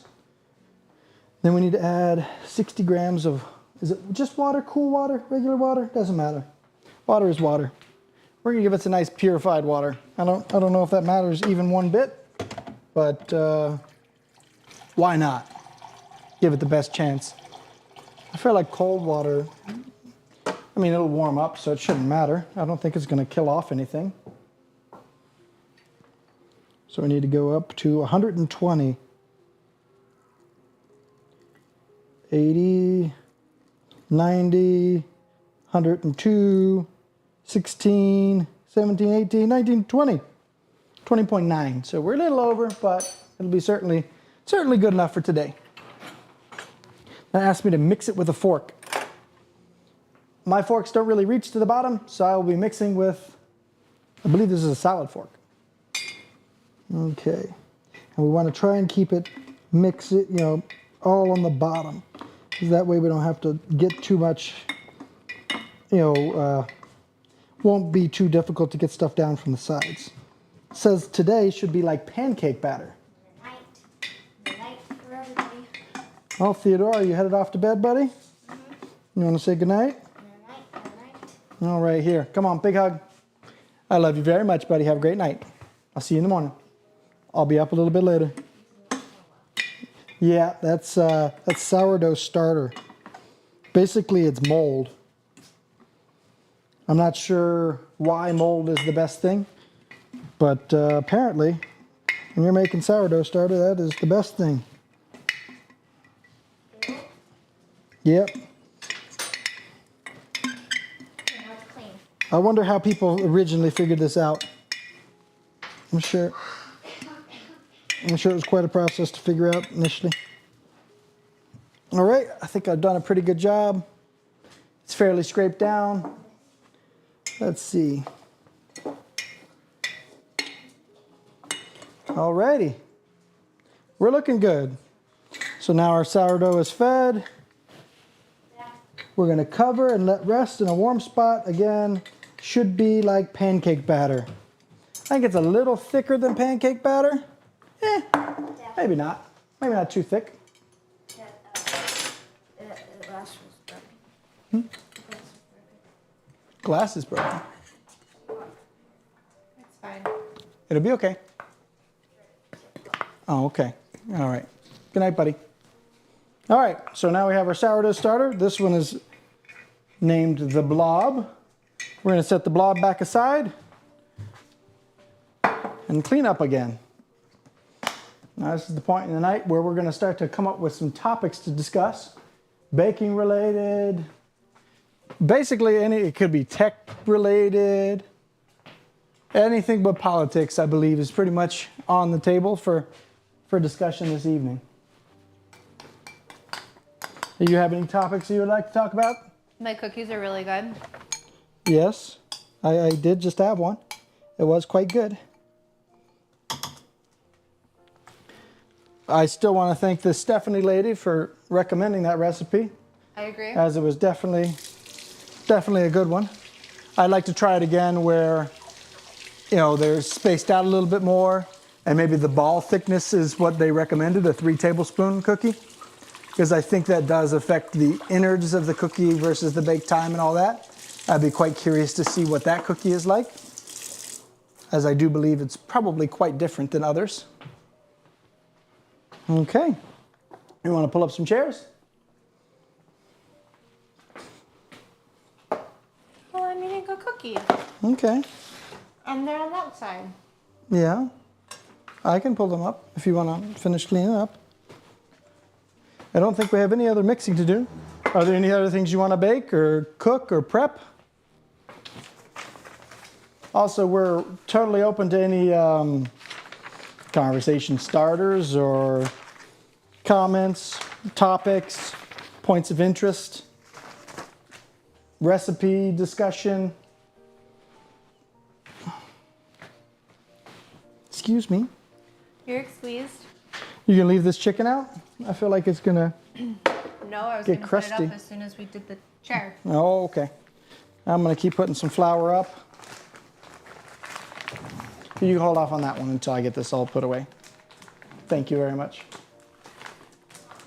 All right. Hold on. Mom duty. Okay. So if you're just joining us this evening, we have a couple of whole wheat loaves proofing. And we have 3 different recipes total. So I guess we have, 4 different loaves proofing. This one's gonna need an entire 12 hours to rise. So we won't be able to bake this until tomorrow. But that'll give us something nice in the morning for breakfast. And then we have these other 2 that are currently, these 2 are already in their pans, rising back up. This one I think is probably ready to go. And we might be knocking that down here in just a moment and getting it into a pan and ready to rise for its last time. Okay. But yeah, we've pretty much got most of our baking done for this evening. But we're looking forward to hanging out with everybody and hopefully having a nice conversation. Trying to find where we put all of our Ziploc bags so I can seal up this flour bag that I accidentally ripped open quite wide.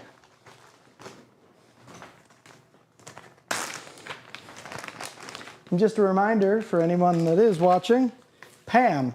Pam is very important in life. It can be used for just about anything. And when it comes to baking, there is no other thing but Pam. Pam cooking spray. Goes good on anything.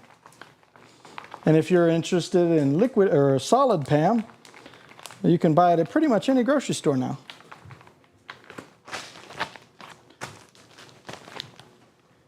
It's also called unsalted butter. Okay. Got those done. I'm going to go ahead and put our sourdoughs away.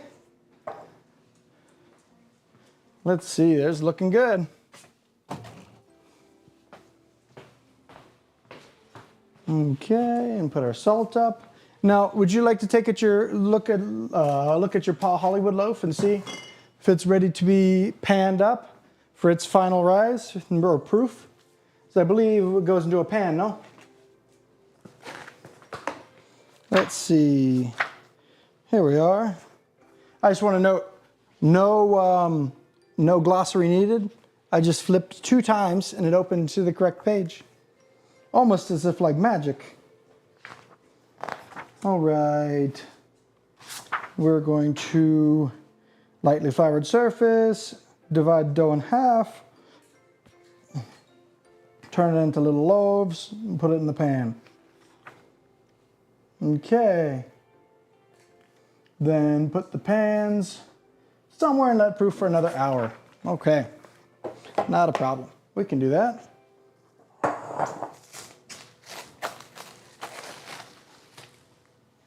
Okay, now what I'm curious about is if this actually turned into anything.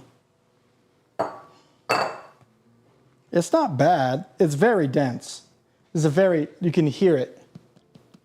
It's very dense. I'm not sure that kneading this dough was the correct option, but we'll find out here soon. Here we go. Here's my little... Oh, we don't have any more loaf pans. We can make a rustic loaf out of this. I think we'll go rustic on this guy. So I'm just gonna basically punch it down, shape it up, and then we're gonna let it rise again for another hour. Why don't you come on over until then? Don't be shy. Don't be bashful.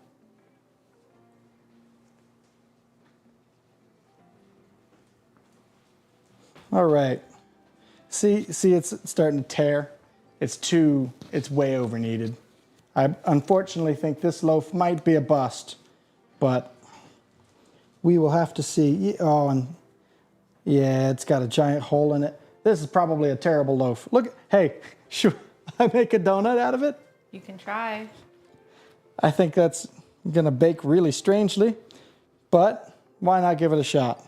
Since this is kind of not gonna work out to begin with, unfortunately, this loaf might not be the one for today.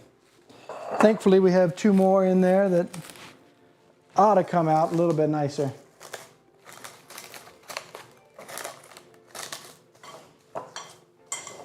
Hey, sweetheart. We're gonna let that rise, I believe, another hour. So timer on 1 hour. Perfect.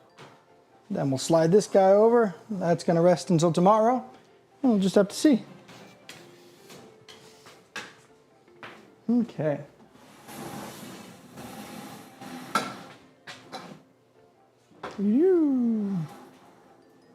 Oops.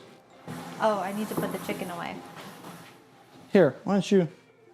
I'll put the chicken away. No, it's okay. I don't mind putting the chicken away. I'll put it away. Where would you like it to go? In a glass container? Yeah? You sit down. I've got it. Not a problem.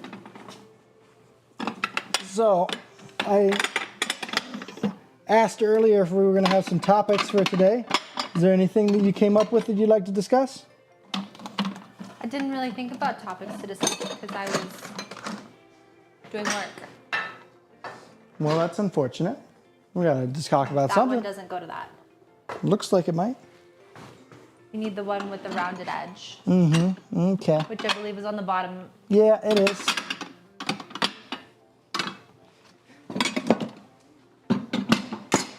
Well, why don't you pull up the browser there, and I think I got a couple of topics written down that we can take a look at. Far left. Right there. See if any of those are interesting to you.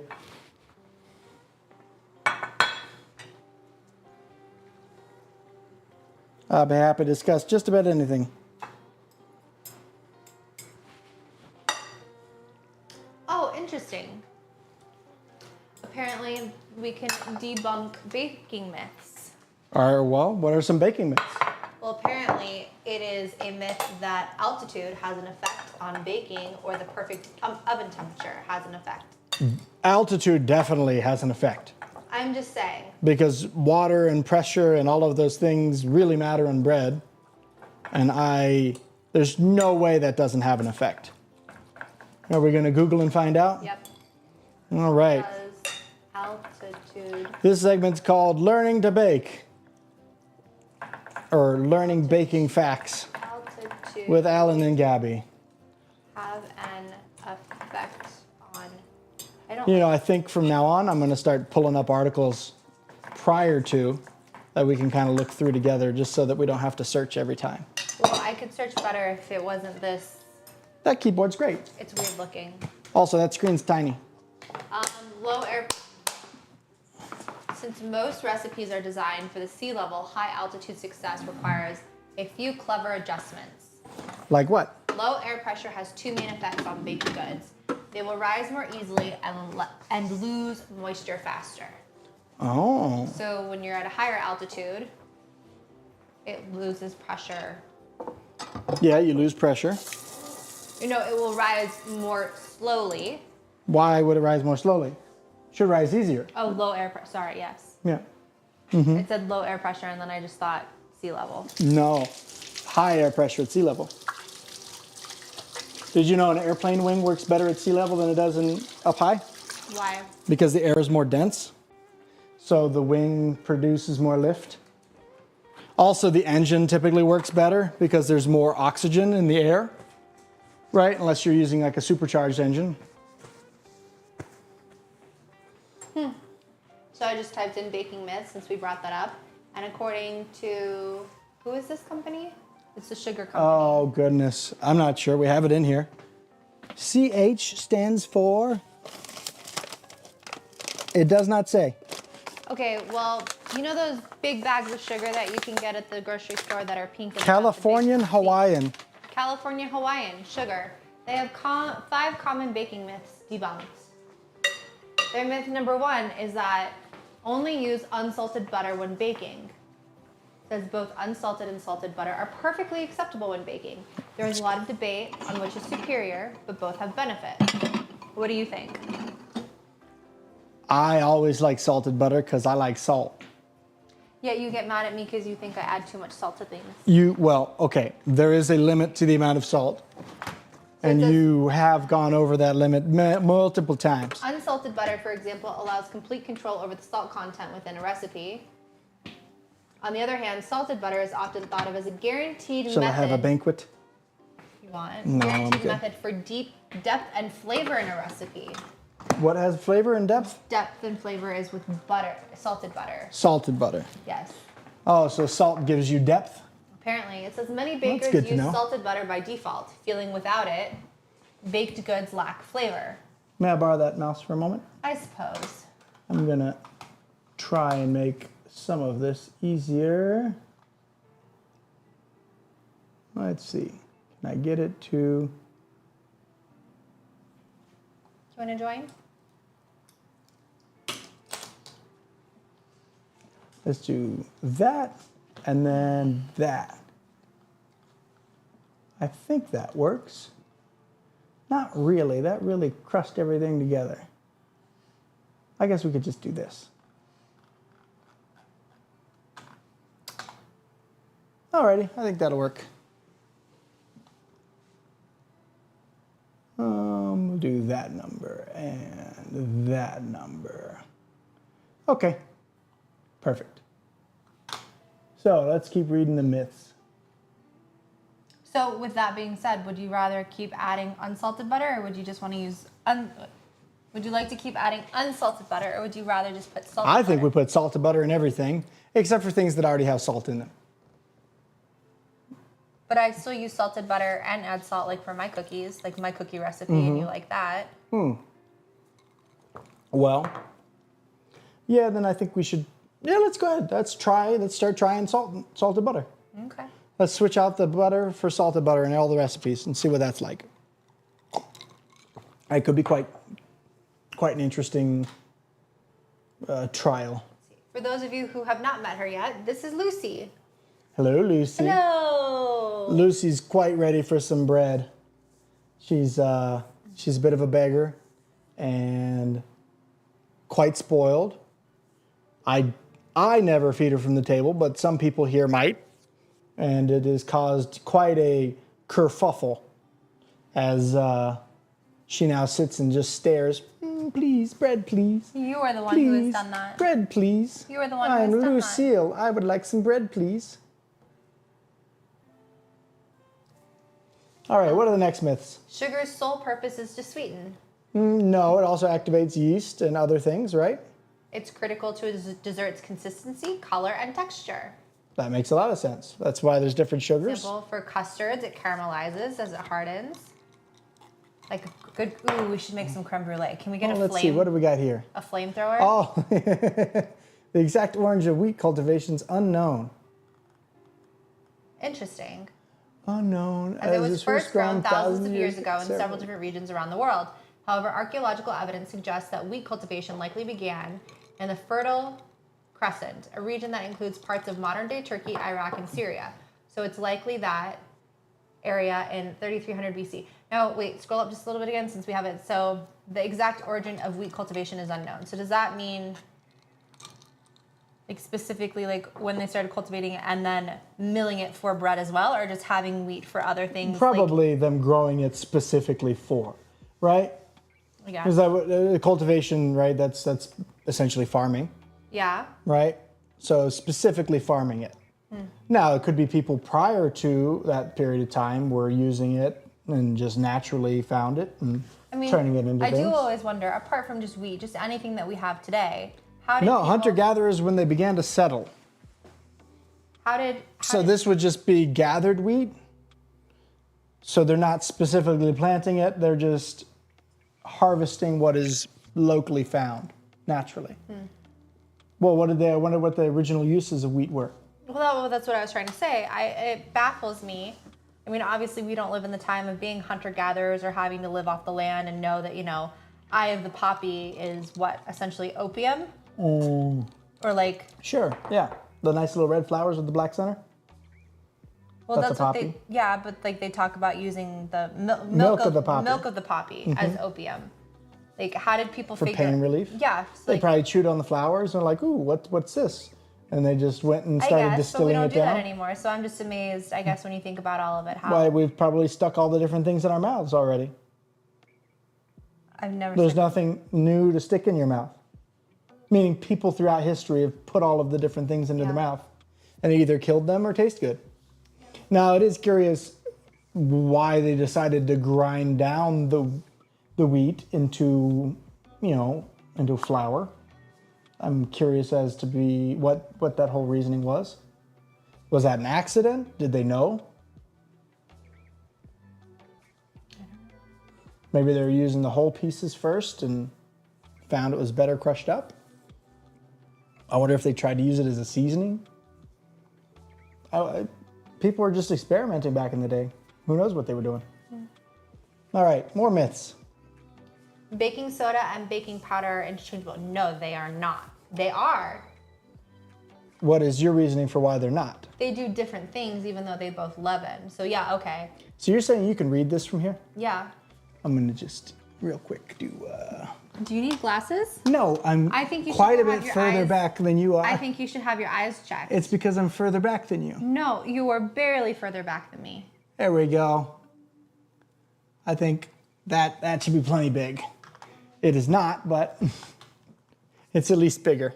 So baking soda and baking powder are both leavenings, but they have different jobs. Without diving into a deep science of these agents, there are a few things to understand.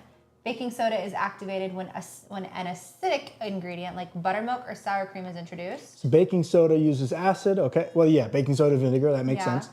And then baking powder, on the other hand, is activated by the contact of a liquid regardless of acidity. Again, aiding in lift and lightness. So you could just use baking powder and water for like a baking powder rocket? It's a baking powder. Well, it used to be, you could make a little rocket and you would get like a film canister. You would have a lid. You put your film, like your a roll geyser? of film. You put your roll of film in this little plastic tube, Okay. right, with a lid, right? You would put baking soda and vinegar in that little thing, put the lid on, put it in the bottom of your rocket, shake it up and wait, and it would poof, fire off, and you have a nice little baking soda rocket. Yeah, I didn't do that with my dad growing up. No? We made geysers, though, where you take like a the candies and you stick Volcano? them in. Yeah. Made a volcano? Okay. What other myths do we have? Flavored extracts can be added in any step of a recipe. The most common source of baking soda in the U.S. is the Green River Basin in Wyoming, where trona ore is mined and refined into baking soda. Major industry. Trona ore. So baking soda is made of trona ore, or is it a byproduct of breaking that down? I'd like to know more about this. I always wondered what was in Wyoming. Baking soda. Here, I'm going to use my phone while you continue. I'm going to research that a little bit further because I'm quite curious. Nope. Wait, did you start the oven by chance? No, and I only did 30 minutes. I don't think those are ready.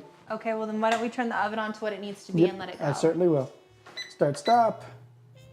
And we'll let that go for another, let's say 15 minutes, see where we're at. Needs to be at 350 degrees. 350 degrees. Yes.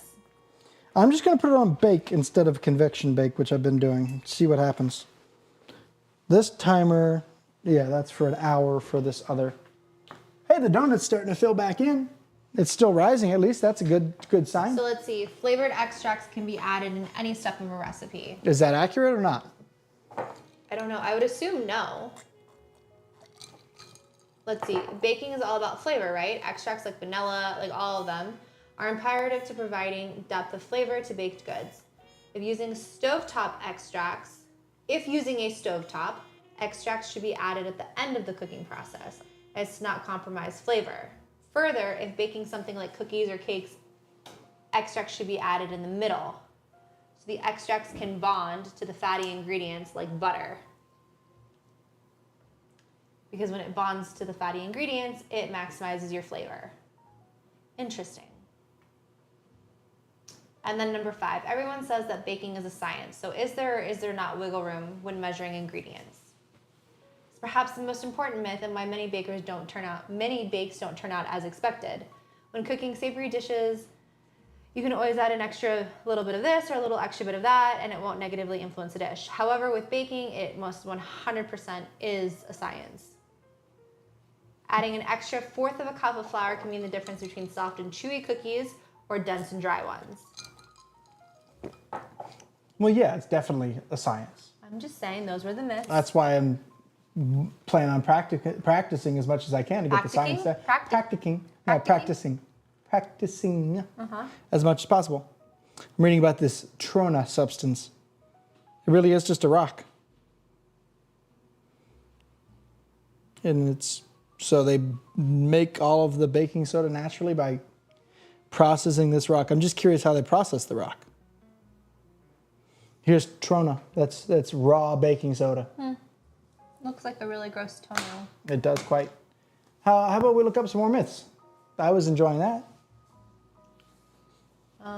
We could also look up, kind of fine details about baking with yeast. I have a feeling Anything interesting there? Salt doesn't what? it's the butter thing. No knead bread is not real bread. Okay. The most common source of baking soda in the U.S. Wait, we just read that. Oh, hold on. How about we look up, I would like to see, do you need to knead whole wheat bread? Is whole wheat bread kneading? I really don't like this. Knead. Because that would be a very good, useful information for us in the future. Bread. Okay. Says, I think it depends on the recipe. It says this is a heavy whole grain dough, so it does require a good amount of kneading. Huh. I want to know overall. How to know if whole wheat bread is kneaded enough. If the dough doesn't spring back when pressed with a finger or tears when you pull it, it needs more kneading. If it springs back immediately when lightly pressed and does not tear when you pull it, it's been kneaded enough and ready to rise. So then we're saying that's not kneaded enough because it tears. So we need to knead the bejesus out of it. I don't know that we can knead it now at this We point, can't can knead it we? now? It's no knead needed? I don't know. Well, the other ones didn't need any kneading. If you don't knead your dough, your baked bread won't rise as high, and the overall texture and appearance will be dense. Properly kneaded dough promises a softer, fluffier, taller, and chewier bread. Interesting. Yeah, those aren't rising that great. The Paul Hollywood one is. Well, I did knead it a decent bit. I think it needed more kneading though. But the other ones didn't say to knead. It just said to mix until it basically came out of the thing. It didn't stick to the sides anymore. Do you want to raise the time? There's only 10 and a half minutes on it. Yeah, I just put another 15 on the clock for those. See where they are in 45 minutes. Let's see. But we might have to go a little bit longer on them. Just so everyone knows, this evening, for every one person that follows this evening, I am honor bound to eat one of these cookies. So please be kind and rewind. Rewind. You don't remember the video stores? Be Kind and Rewind? From Blockbuster? Yeah, Blockbuster's one. Did Hollywood Video do that too? I think so. I would assume they all did. I think you got $1 back if you rewound the video. I don't remember At that. one of them. I It might have been remember Hollywood going to Video. Blockbuster more so than Hollywood Video, and then Oh, I feel see, like we were Hollywood Video people. And then- Blockbuster was for the hoity-toity people. the hoity-toity people. Uh-huh. They had a lot more stuff in stock, and The Hollywood Video that we had was pretty big. I feel like growing up, but we always went to Blockbuster because I mean that's what was there first. And then when the Blockbusters started going away, Hollywood Video was the only thing that was left. I think I remember my parents getting like charged $75 for a Blockbuster video. $75. Something like that. Why? Either they forgot to return it or they returned it and the Blockbuster people didn't scan it in. So next time we went there, they said it was still out, and then they found it, but they couldn't verify. So they tried to make us pay for like a month of renting the video or something. That's shameful. It was very expensive to rent movies back in the day. Really was expensive. I don't know. I think Hollywood Video was $1 if you brought it back in a day or something. But if you went any longer than that, it was like a full price rental or something. I don't know. I remember I never even really used to look It might have been same day. at the titles of movies. I'd go to Blockbuster with like my mom or dad, and I'd just look at the pictures. And if I thought the picture on the front was intriguing, Oh, really? You were a picture viewer? if I That's- thought the picture was intriguing, I wanted to rent it. Huh. That is not how I've ever picked out a movie, I don't think. Do. Well, then you're missing out. That's oftentimes how people pick out wines too, based on the label. I may have done that before. But then- I also like to look them up. I get that. Well, I think we do that more now too, because we don't want to drink crappy wine. Mm-hmm. But Well, I also know typically if it comes from a certain region, I'm pretty happy that's with it. fair. I will say there's also, I don't know if there's any I just like the grapes. stock in it or not, but Chicken stock or beef stock? just stock in general. Stock markets. Cattle stock? People would Oh, judge, you're talking about Bitcoin. sure. To the moon. People would judge whether or not like how deep the thumb hole was on the bottom.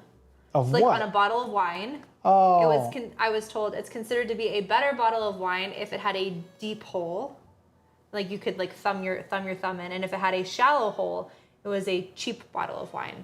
I don't know if that's true or not. Yeah, I feel like it would be the complete opposite. Why? Well, if it's a deep hole, it feels like it's, I don't know, maybe used, old.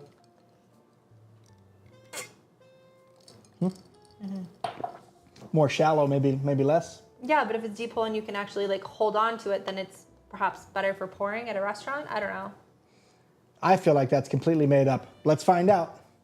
Does the deep hole make a difference? Do people like deep holes? Does the hole of a wine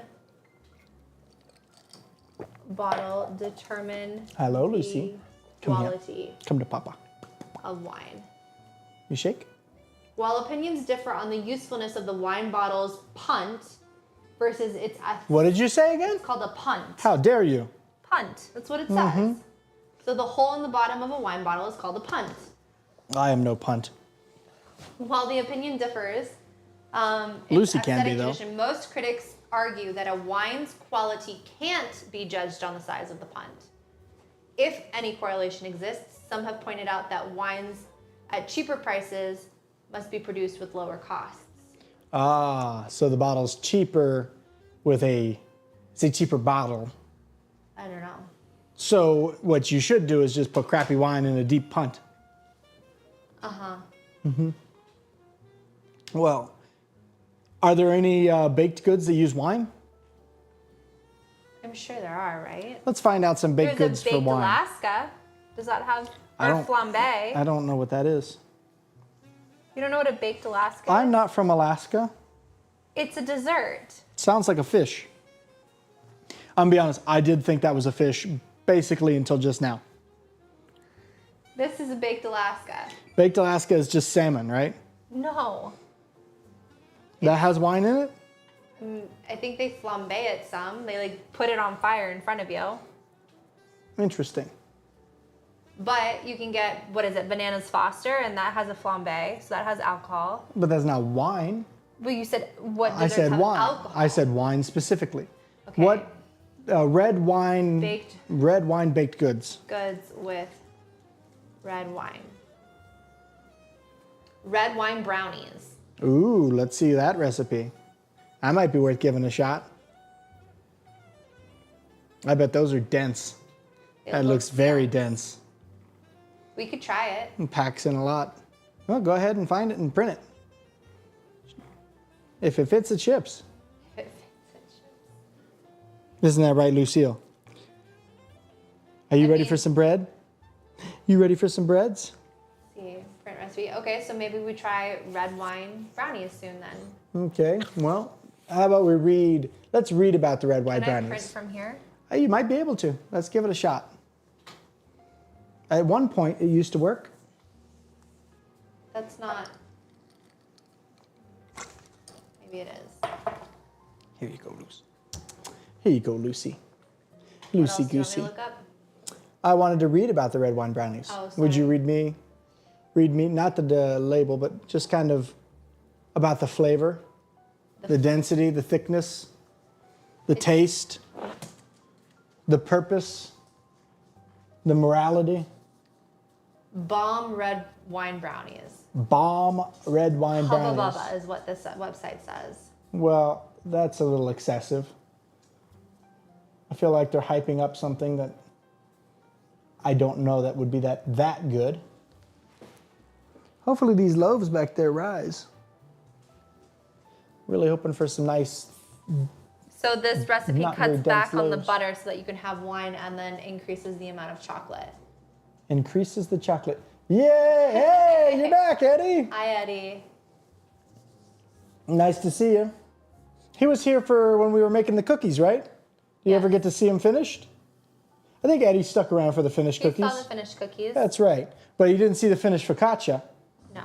We do have finished focaccia here. I'll slide it over. This is all that's left.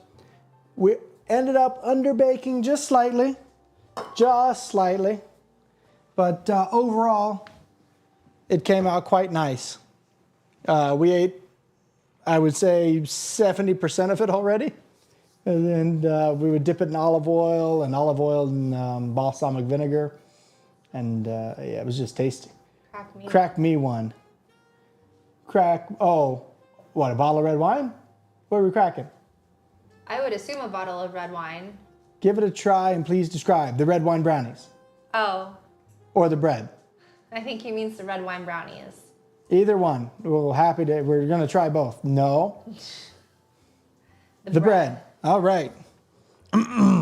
Well, we will say this was stored improperly today. I'm sorry. Someone put it in a plastic baggie, We don't have a bread box. so We the need a bread texture is no box. longer the same. I'll give you what it tastes like currently. It's soggy. Very oily still. Crack me one equals do me a solid favor. Ah, thank you. We are not very well versed on the internet slang. We realized that, how many days ago? The first day. 4 days ago? Yeah. Friday night? We had a bunch of 12-year-olds get on late at night. I'm sure there were 30, but they definitely looked like 12. Oh, I just made it up. Nice. Well, I'm going to start using that. Lucy sees you eating bread. So it is still fluffy, right? But since it sat in the bag, it's more chewy. It used to have a nice crust and then kind of crack off and then be fluffy in the center. Crack open a cold one and just give me a beer. I'm familiar with that. That's what I thought at the beginning. Just crack me one. And I almost did. Would you like me to crack one open for you? And give me a reason to drink on a Monday. Also, Lucille is here, our dog, and she is begging for a little bit of bread. So I'll give her a little bite, just a little. She's not spoiled at all. I mean, you can if you want. He says they got to crack open a beer.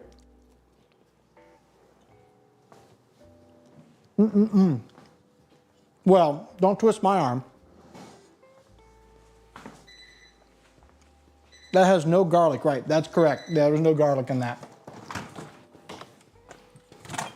You're gonna drink a beer? I suppose so.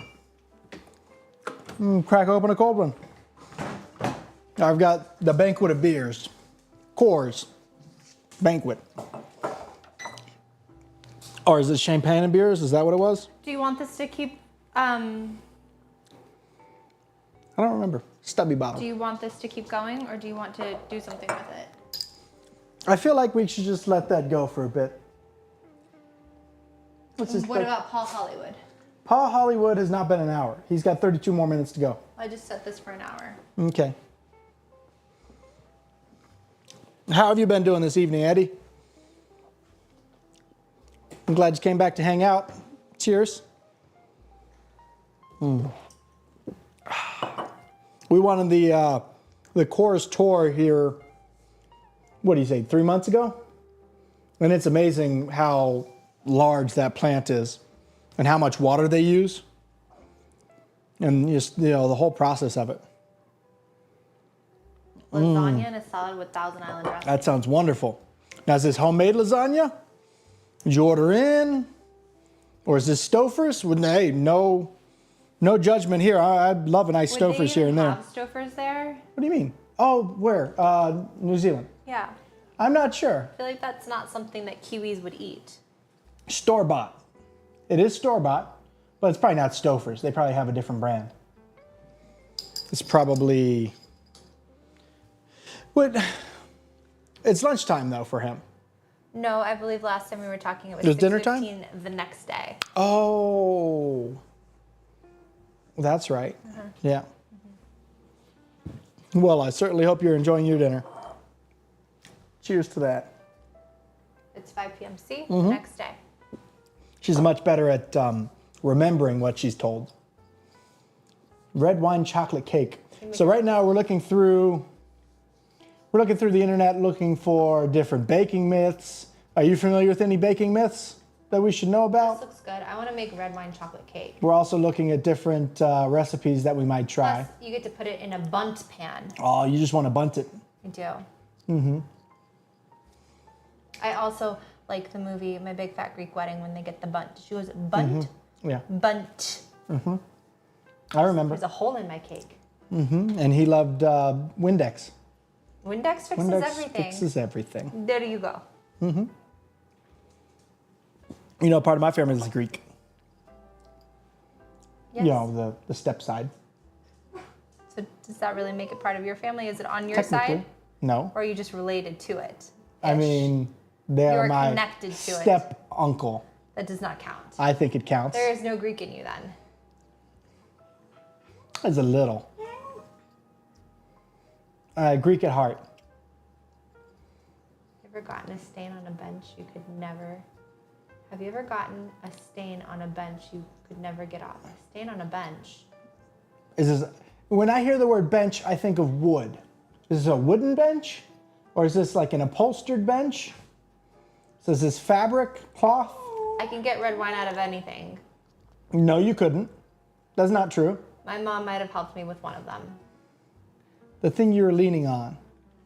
This? The chair? I think we could get... Yeah. We've gotten stains out of these. Uh-huh. Yeah, we try not to stain them in general. Thing you were leaning on. Bench. This. Ah, the island. We call that an Marble island. thing. So this isn't actually marble. It is quartz. Quartzite. No, it's man-made quartz. So it's benches, basically silica dust in different colors. It's quite hard to stain because it's very, very dense. And it does have a sealer on it. And I know that because I'm a general contractor during the day, and it's kind of one of the things that I do. This stuff is terrible to cut. It will destroy your lungs if you breathe it in. But the bench is fine. Same thing. Same exact stuff. Quartz. Man-made quartz. Unfortunately, that's what most of the homes here now are made with. Insane, to double or triple. What about a table? We've got a wooden table. No, I don't think we've really stained those. We don't really do anything on the table that would stain it. Now, if this were natural stone, I exist now, the bread man. Nice, great name, Mr. Bread Man. We're happy to have you. Hey, Mr. Bread, or the Bread Man, if you go ahead and give us a nice follow, he's going to be forced to have to eat another cookie tonight. Yeah, for every follow we get, I'm eating one cookie. It really twisted my arm tonight. Well, we are certainly glad to have you here. Ooh, there's a chocolate pecan. Now, are you only interested in bread, or are you a pastry fan, or anything else? Also, if you do like bread, we have 4 different doughs back there rising. 3 of them will be baked tonight here shortly. 2. Oh, 3, 3 yeah, of I the guess. loaves. Yeah. Well, you made the internet go away. Oh, There you go. how did I do that? Mostly anything that can be baked. Nice. Well, how does a chocolate pecan espresso cake sound? Chocolate pecan espresso cake. That sounds delicious. Well, keep printing them out. We're looking for recipes this evening for new things to have on stream. Not tomorrow, or on Wednesday we're going to stream again, and we're doing rolls. What is pecan? You don't know what a pecan is? Pecan? Pull out the bag. It's a nut. Are there not pecan trees? Do Probably not. they not import them? I don't think. So I grew up in a pecan orchard in Alabama. Oh, is he just saying we're pronouncing it incorrectly? Pecan or pecan? Well, I grew up on a pecan orchard. Sometimes we would call it pecan. No. Nuts. I forgot what it was. Okay, yep. Pecan. And they're quite tasty. Well, it looks like we might have gotten ourselves another follower from the Bread Man. Woohoo! Well, thank you very much. That means I gotta look for the smallest you touch, one. You eat. You touch, you eat. Cheers. Thank you for another cookie. I appreciate the follow. Hello, Lucille. But yeah, That's all. do you guys have any? What are some of your guys' favorite bakes or desserts? You have any good places to look up recipes from? So Wednesday we're going to be doing dinner rolls. Dinner rolls. I've got Now, 2 do or our 3 dinner- different. Do our dinner rolls include at least like a good yeast roll? I believe so. Also, there's a Paul Hollywood one we can look at. Yeah, but I mean, I'm doing the Paul Hollywood one as well. 1 hour soft buttery dinner rolls. These have milk and sugar and yeast. Yeah, some of these are yeasted. I have an old recipe box filled with plenty of recipes. Oh, awesome. That's cool. Are all of these recipes that you've found over time, or has it been passed on from your family? Like, I have a Mod Podge of both, but I don't necessarily have like a recipe box or binder. I've been meaning to put one together, and then I just get very flustered by how much effort I want to put into it and then don't do it. Like, I want it to look really nice and have everything done, and I started it. I just have a big stack of papers. Yeah. Passed, Alan, and found through. That's great. That's awesome. So my mother, she's living in Uzbekistan now, and somewhere back in Alabama, I would assume with my sister, are all of her recipe books. And she went to culinary school for patisserie. And she has some really, like baklava. There's a baklava recipe that's just amazing that I'd love to get my hands on. I think it's like 3 pounds of butter or something outrageous inside of it. It's more than a pound cake. It's an outrageous amount of butter in this baklava. Baklava, it's a Greek pastry.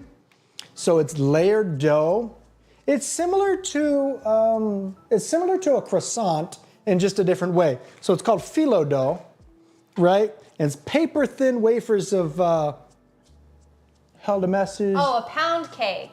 Oh, yeah, allow it. Press allow. Hold on. Pound's not bad. We permitted pound cake. Apparently that's a sexual term. Oh, I'm sorry. No, so pound cake, I guess, is an American. It's a pound of flour, a pound of butter, a pound of sugar, and It's a pound of everything. is the idea. There's lots of different recipes for it, but that was how it got its name. And it's yellow, usually. And a loaf. Yes, you put it in a bread loaf tin and you cook it that way. A pound of eggs? I don't think it's a pound of eggs. No. I think it's just a pound of the dry ingredients. You use six large whole eggs and 6 large egg yolks. That's a lot of eggs. 12 eggs total. It might be a pound of eggs. 3.5 cups of flour. Butter isn't dry. 2 cups of butter. Fair enough. That is correct. But it is solid. Just like solid Pam. Is there a Get it difference today. between pound cake and angel food cake, or is it the same thing, different name? I have no idea. The texture is definitely different. Angel food cake is spongy. Pound cake is not spongy. Do you guys know what angel food cake is?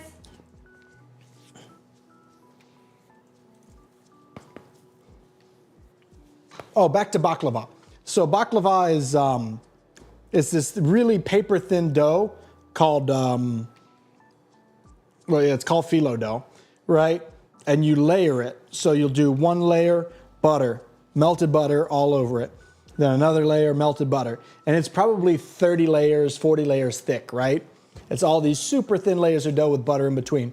And then there's a pecan, like a sugared pecan nut mix with like brown sugar that's layered in several layers. You know, you'll do a little spread of it every couple of layers, right? And then on top, it's drizzled with honey. I believe it's butter and honey, right? And then it's cut in this nice like crisscross shape. And these nice little diamonds. And it's extremely good. It's nice and flaky when it's done right. A lot of places soak it with the honey way too much. Now, are we being trolled here? We don't know anything? Is this just a New Zealand American disconnect? Honey, you know, the stuff the bee makes? That's disgusting. What's wrong with honey? So you're telling me right now, if I gargle some honey, that's just going to really turn you off? New Zealand is renowned for its delicious, high-quality honey. New Zealand loves honey. Let's see. I'm just going to get a little drop. Ew. That's... Honey is amazing. Yeah, bread man. Love honey. Bread man for the win. One of my favorite things to do is to take Woo. a green apple, cut it up, So and much then sugar dip tonight. it into honey. Honey bunny. It's like tart and sweet, and it comes out just amazing. So if you've never tried that, I suggest green apples with honey. Fantastic. Green eggs and ham. What? A green apple with honey. It's delicious. Just try it. Next thing's going to be, what's a green apple? Well, it's like a red apple. Except it's green, and it's tart. Well, what's a red apple? Is a red apple not tart? No, red apples are generally sweet. Poor Granny Smith apple. He really doesn't like honey. Are you against the whole idea of honey because we're, forcing poor bees into slave labor? Or is it, and we're smoking them out? Raw honey is better than pasteurized kind. I don't know. This is raw, isn't it? Raw and unfiltered. Who was Granny Smith anyways? And let's look that one up. Why is it a Granny Smith apple? Why is it a Granny Smith? I'm so glad that Velcor 67 came back just in time to watch me guzzle honey. It's okay. So Granny Smith apple is named after Maria Ann Smith, who propagated, Yeah. the cultivar from a chance seedling. So it's just a lucky seed. The tree is thought to be a hybrid of Malus sylvestris, the European wild apple, with the domesticated apple Malus domestica as the pollinizer. The fruit is hard, firm, and light with a green, crisp skin, and it's juicy and tart. Honestly, Granny Smith apples are the only ones that I like. I don't really like any other apple. I would assume, you did say it was hard and firm. And juicy. It sounds like all the proper things that. And no, Lucy, you may not have a chocolate chip cookie. It's sour, not tart. Sour versus tart. I bet he's going to say pecans. No, you can't have the pecan either. So I just looked up the difference between We got the whole bag out for you right now. sour versus tart. Tart flavor is tangy and sharp on the tongue. Sour has a broader profile and seems to overlap with other tastes like bitterness and even occasionally umami. See, I would still say more tart for a Granny My Smith. favorite is the Northern Spies. What kind of apple is that? We're talking about apples still, right? The northern. Oh. This is interesting. How many apple varieties are there? What is it, Lucille? No, you may not have. The Northern Spies apple. Ooh, I like the color on this. It's like green and red. Now, does it go from green to red? I don't know. And it's ripest when it's green and red? Ooh, they're a sweet tart. I have to give this a try. Where can I find one of these? I feel like I've never seen this in the grocery store. Maybe it's in, well, no, this is, where's the bread man from? Is he from a different country? He could be from anywhere. Where to buy? All right, we're starting to come up to the top of our loaf pan in I here. don't know, but I'm going to be on the look for a Northern Spies apple now. I think we're gonna have to keep letting those rise for a bit. But we're all hanging out, having a good time. I don't think there's any reason to rush it. It's only 10 o'clock. I think we need to get them in by 10:30 for sure, at the latest. So we give them up to another 30 minutes. From the northeastern part of the USA. Okay. So we should be able to get some of those. For sure. I've just never seen them. Lucy's very persistent this evening. I'm sorry. Oh, I'm sorry. I haven't finished my cookie yet. This one's for the bread man. I'm working on it, I promise. With that beer, too. Would you like some? You should help, too. I like that doesn't count. I'll It eat does. my own It does cookie. count. Here, please have some. It certainly counts. I said a cookie I'm sorry, will be the eaten. bread man, does it count if I take a bite of the cookie when he said that for every follower we get, he will eat the cookie? It meant a cumulative us. We would eat the cookie. I think the bread man would disagree with that. Is it yay or nay? Shoot. I hope those printed. Well, he says you can have a bite. There's 3 dots behind that. That's a like I guess. That's admitting defeat. I will make it. No cookie has defeated me yet, Thank you. except for those ones I got from the long-haired hippie girl. Those cookies defeated me. What? Long time ago. Okay, story time. Okay. Long-haired hippie girl. Now, was all of the hair on her body long, or just her I would hair assume so. long? I didn't get that close to find out. But you got close enough to eat her food? Yes. I was notoriously bad at not getting any closer with just about anybody. Anyways, I knew this girl that invited me over. And when I got there, she was making marijuana butter, right? And this is in Virginia where it's very illegal. And this is the first time I've ever even been around anything like that. So I'm starting to freak out a little bit. She still lived with her parents. Well, I say we were probably 20, 19, something like that. Maybe 18, 19, 20, It's somewhere like in 50 there. years ago for you. Yeah, a long, long time ago. And she put the butter into these cookies, Okay. right? We were going to a music festival in North or South Carolina, so long drive, right? I was unaware of the effects or what it would do really, right? And she's like, here, why don't you have some cookie, right? I ate an entire cookie all at one time. No. And I'm driving for a little while. You drove? I stopped, trust me. There was another guy with us that he ended up tagging along. He was my roommate at the time. Name was Sean. Rest in peace. No, he was not a great fella. Yeah, I ate this cookie and I ended up getting, this is the only time I had ever had anything like that ever. And I didn't for a long, long, long time afterwards. And I got really, really baked. So bad I couldn't drive, so Sean started driving. I sat in the back of my own car, furious. I was so angry that I was sitting in the back of my own car, not able to drive, and I couldn't speak. I couldn't come up with words, but I just knew I was mad at these two, right? Because they were both laughing at me, and they thought it was hilarious what they did. No. And I was quite angry.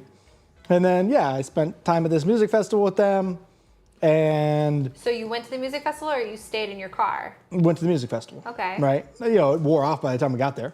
That's unfortunate.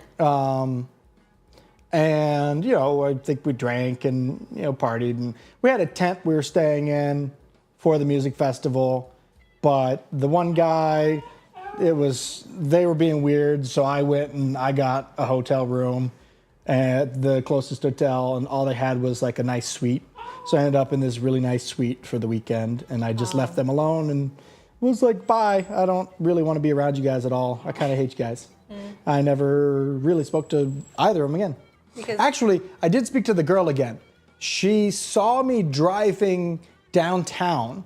She followed me to my house, came inside without knocking, right? Started to harass me, then told me she wanted to live there, said she would rent. I had a staircase with like a Harry Potter cupboard thing. She said she would rent and live down there. And I'm like, no. Well, every girl wants to live out Right? her Harry Potter dreams. And I will not be doing that. And then she left earrings in my room, intentionally in my bedside drawer. For another girl to find. Yes. And then came back a week later yelling about her earrings that are missing or lost or whatever. Was there another girl there? There might have been. Huh. And I had to try to explain how some random girl's earrings were in a side cupboard. That go over well with you with that girl? It was fine. I talked my way out of it. I'm like, hey, clearly she's crazy. Look at her. She followed me home one day. And you let her into your house? No, she just came in. I wasn't very good about locking doors. And Really? yeah, just barged right in. Oh, this place is nice. I want to stay here. I'm like, I bet you do, crazy lady. Get out of here. And then, you know, she would just show up randomly every now and again after that. Yes. Good for you. What? I a stalker? Yeah. Yeah, a little bit. I don't know that that's really a stalker. That's just someone who shows up, I mean, she stalked me home. I suppose. That seems interesting. It was interesting, that's for sure. Oh, even better. Okay. After that, I rented this really cool studio apartment, you know, like loft. And I hated cleaning, right? No. Hated You cleaning. hate cleaning? Really disliked it quite immensely. You still do. So I found a maid service, and it happened to be it was a French maid cleaning service. So they would come in a little character, a little outfit, right? And I thought, well, if I'm gonna get my house cleaned, I might as well be interesting. I figured she'd show up, I'd see her, I'd find it interesting, and I'd leave, right? And let her clean, because I don't want to just sit there and watch somebody clean. I didn't realize. You were supposed to stay and watch, weren't you? No, I didn't realize this is essentially a. Call? Yeah, this is pretty much call girl, right? I didn't realize I had hired a call girl to come over. So. Never heard this story before. Yeah. I've blocked it out. I forgot about it. No, this is where the best part is, right? I can't wait. This to is the best part. Girl from earlier shows up, right? So, you have to call into the building, right? You have to let people in, right? So she calls into the building, right? And I think it dials my phone, right? And it pulls up her name. And I'm like, what are you doing? Like, why are you calling me? And she's like, hello, I'm here to clean. And I'm like, Catherine, like, why are you here? And I put it all together. She was the person that was sent to my house. And she called the owner of the company. She thought I arranged the whole thing. She thought I knew she worked there, right? And had set it all up. And basically this, Lucy, no ma'am, this essentially pimp harassed me, made me pay, and said I could never call the service again. You really did your research on maid cleaning services, didn't you? Yeah. You just saw French maid. Please call. Absolutely. I thought it was an interesting idea. I was young and having a nice time living on my own. Congratulations. Yeah. But yeah, that's a bad idea. Don't hire a French maid cleaning service. They don't do a very good job cleaning. Because they don't clean. So what were we looking up? Oh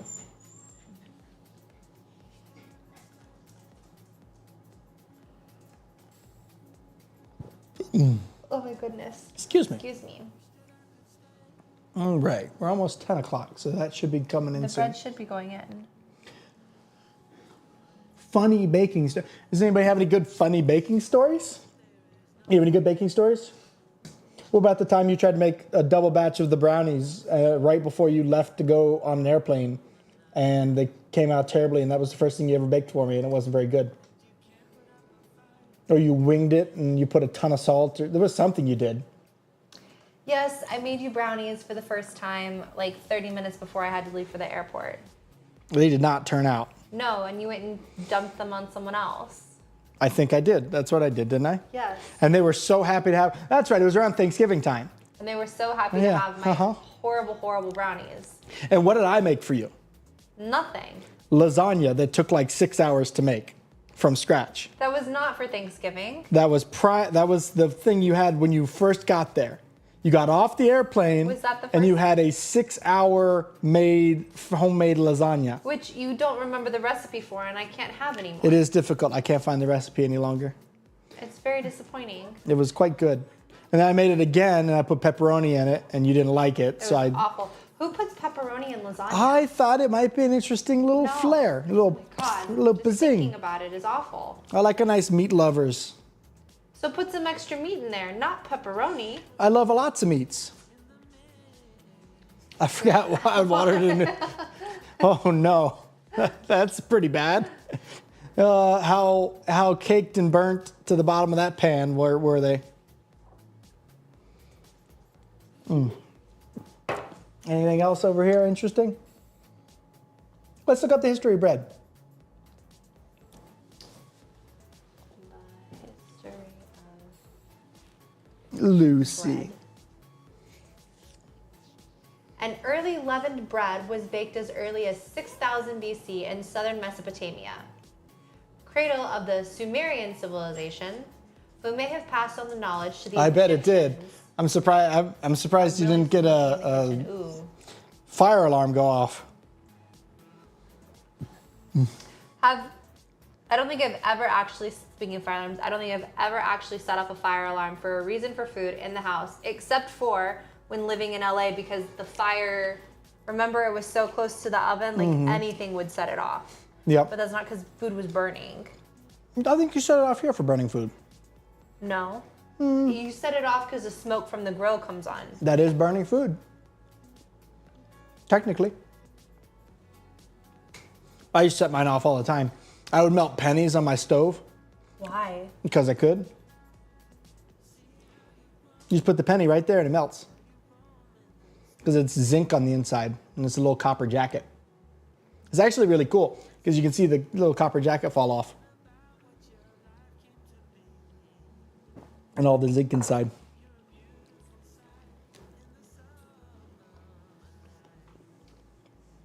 Apparently one of the first types of bread would have been like a flat bread. That makes sense. No harm, no foul. I've almost got this cookie down. I'm doing it, bread man. Let's see. No, ma'am. Okay. The World Bread Day is on the 16th of October. There's a World Bread Day? I didn't realize that. Well, let's look up how to celebrate World Bread Day. You eat bread? Well, I'm sure there's a cool something going on somewhere in the world. If it's World Bread Day. Isn't the Ukraine the breadbasket of the... The origins of World Bread Day can be traced back to Germany in 2005. Interesting. Why Germany? The International Union of Bakers and Bakers Confectioners wanted to bring attention to the valuable role bread So the plays in IUB? our lives. Yes, the IUB. They designated October 16th as a day to celebrate and promote the art of bread making. I like that. Huh. But looking that up, it says, so World Bread Day is on October 16th, but according to Google, National Bread Day, where you do homemade bread day, is November 17th. That will occur on a Sunday this year, apparently it says, which does not make sense looking at my Is that coming up soon? That was for 2023. Oh, does it come up soon? No. The 27th of November is the Wednesday before Thanksgiving. I thought you said the 17th. Oh, I did say the 17th. Never mind, that is a Sunday. I can't read numbers correctly right now. Okay. Yes, this is a Sunday. We're gonna plate up our bread donut. I'm not sure how it's gonna bake, but it had a big hole in the middle, kind of ripped open, so I figured I'd leave it and see what it turns out. We're going with more of a rustic loaf. Are we baking that right now? I believe so. Well, then the bake needs to be different. Okay, well, Paul Hollywood came out first, so.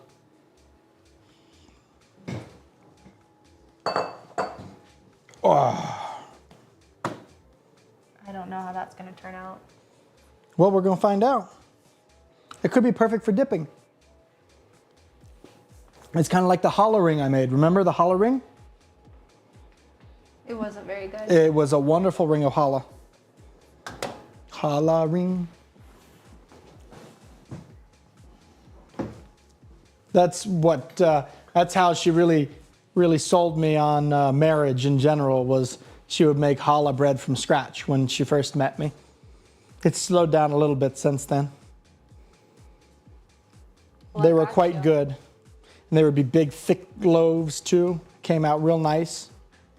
You still get. Now I get little skinny, tiny little loaves. Tightly braided.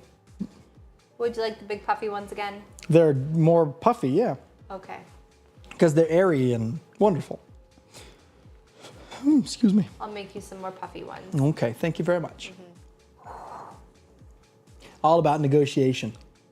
What am I getting out of it? My happiness.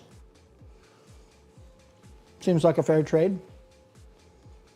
Fair enough.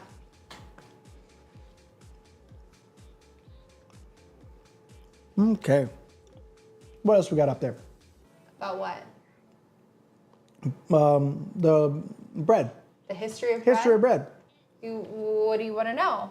I want to know why they milled flour down. Who was the first person to mill down the wheat? Why did they first? First? No. You know, I can taste the yeast in this. It's yeasty.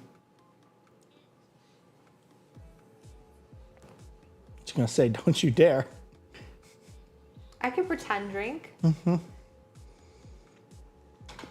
My beautiful wife here is a teensy bit pregnant, so there's no drinking for her, unfortunately.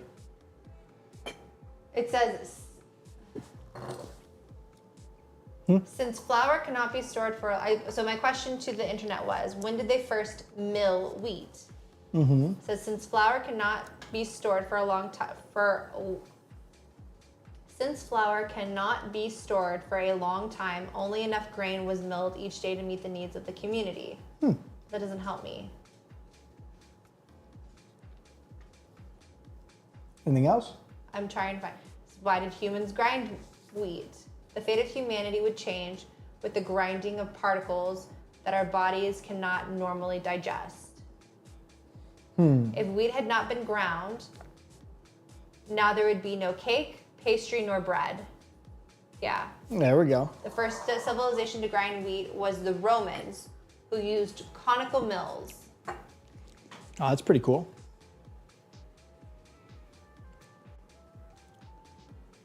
You know, it would have been pretty cool to have a big millstone back in the day. You know, with the wind tower. Yeah, it says it is thought that Romans were the first to have started milling. It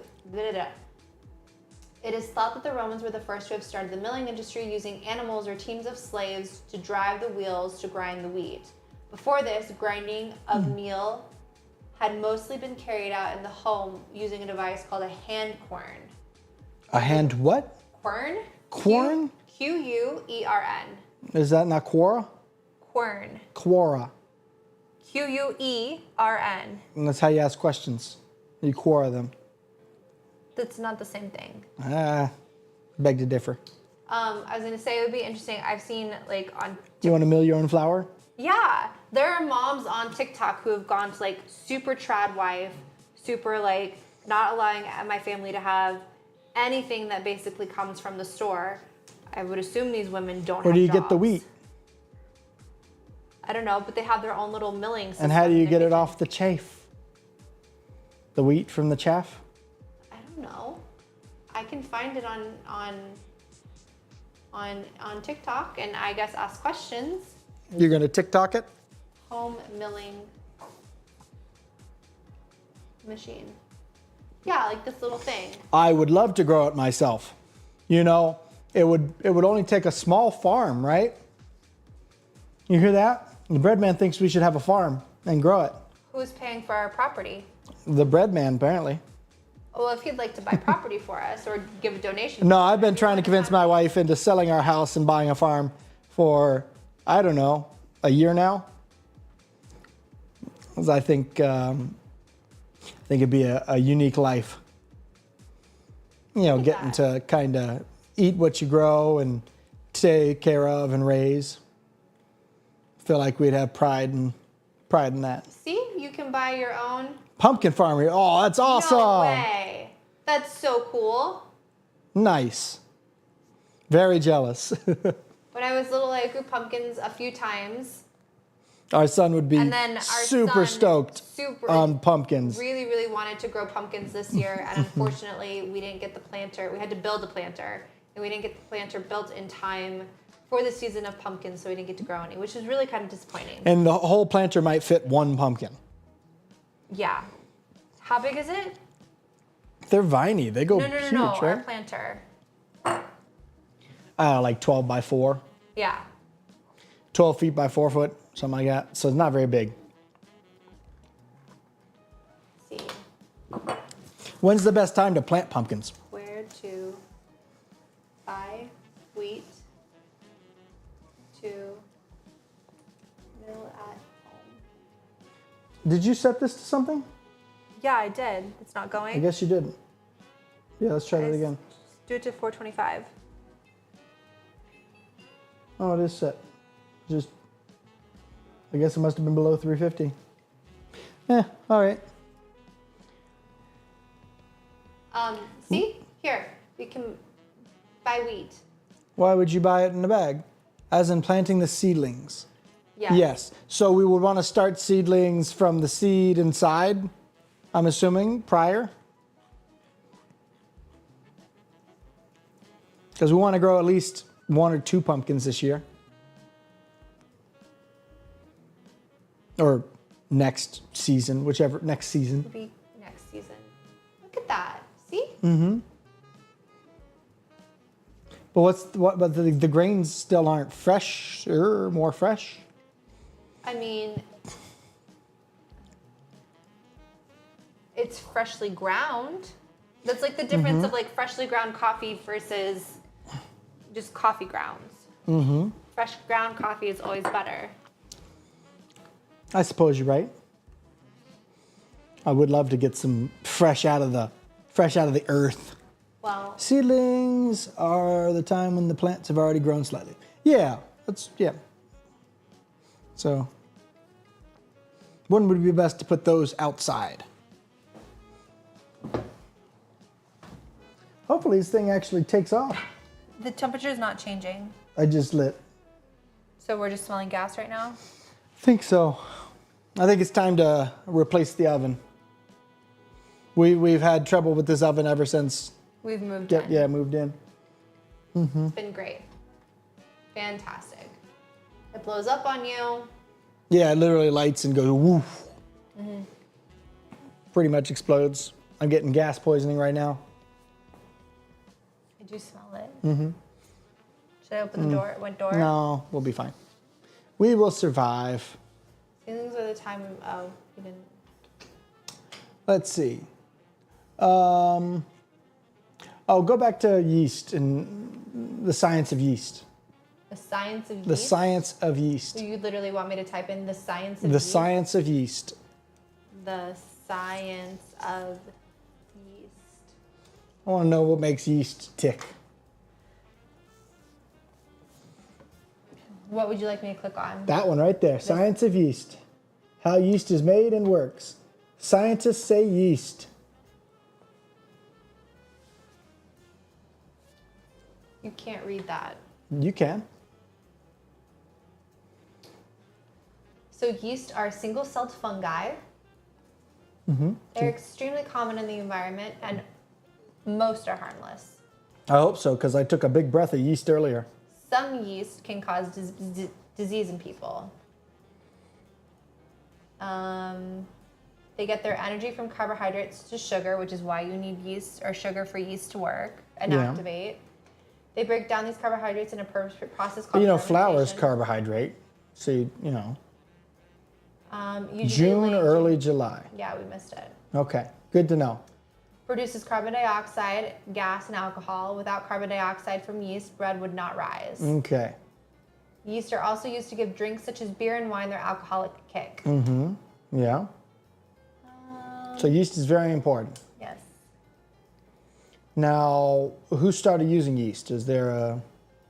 When yeast eats sugar and burp out carbon dioxide in bread dough, the gas gets trapped in a protein matrix of gluten, and the bread puffs up. And that's why you gotta get those gluten chains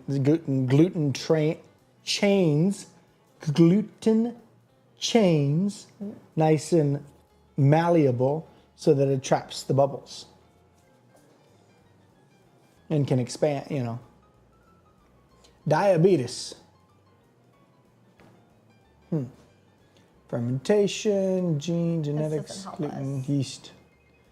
Yeah, let's learn some more about the yeast, science of yeast. What is Yeast and history. Let's go there. yeast can be considered man's oldest industrial microorganism. It is unlikely that man used yeast before the development of a written language.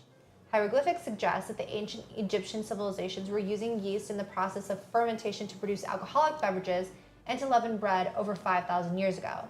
The biochemical process of fermentation that is responsible for these actions was not understood and undoubtedly looked upon by early man as mysterious and even a magical phenomenon. Mead is honey, right? Honey and fruit and yeast is mead?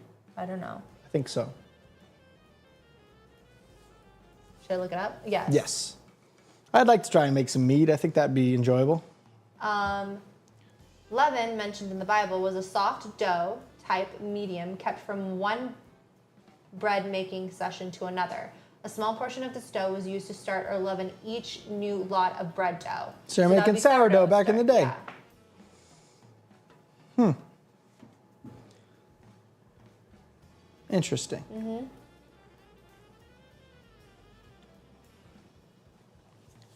That is yeast. Okay. So you want me to look up how to make mead? No, we don't need to look up how to make mead. I think it'd be interesting to do at some point, but I'm I don't think I'm ready there yet. Oh, Ready to bake some first. that's a picture of it. Mm-hmm, That looks yucky. I've seen people make mead. I've watched the process. There's that guy on it might be TikTok or one of those that he makes mead all the time from crazy stuff. He made it from tried to make it from like Mountain Dew, Interesting. all sorts of weird stuff. Mm-hmm. Any other interesting things? What else? Well, let's look up different. Monster as well. Yeah, see, he knows the guy, right? Like, He's made mead out of Monster Energy drink.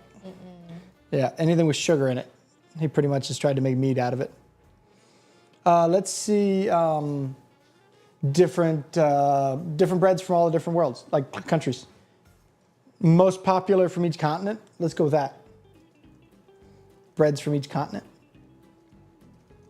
So what kind of bread do they have in, like South Africa? 21 most popular types of bread from around the world. How about that? That sounds good to me. The baguette. I'm familiar with the baguette. But did you know that when you go to France, there is the baguette that you can just buy? It's a baguette, and then there's a specific word for it. I can't remember it, but it's like the traditional French baguette, and the recipes are different. It's like having McDonald's in the U.S. versus having McDonald's in France. Is that right? Like you have to get the specific French baguette to have a true baguette. Okay. Well, what makes the French baguette interesting? Hey, Eddie's back. Howdy ho, Eddie. French baguette. We're just looking up different baked goods from around the world. Let's see. Baguettes and baguettes are not the same. I'm a monkey. Fair enough. Are you a, what would that be? Are you one of those like Reese, is it Reese's? The monkeys that they do the genetic testing on that are super smart that end up taking over? Or no, that was Planet of the Apes, it was apes. I don't think it was monkeys. I don't know. Okay, next. So baguette is French. Okay. Sourdough is worldwide. Interesting. All right, in we go. How long is this one bake for? For, I believe, 25 minutes. We're putting in our giant donut of bread for 25 30 minutes. 30 minutes. Let's see. Timer 30. Start. All right, wish us luck on that one. We're not sure how that one's going to turn out. So sourdough is worldwide. We'll be right back. Ciabatta is from Italy. Keep going. Yeah.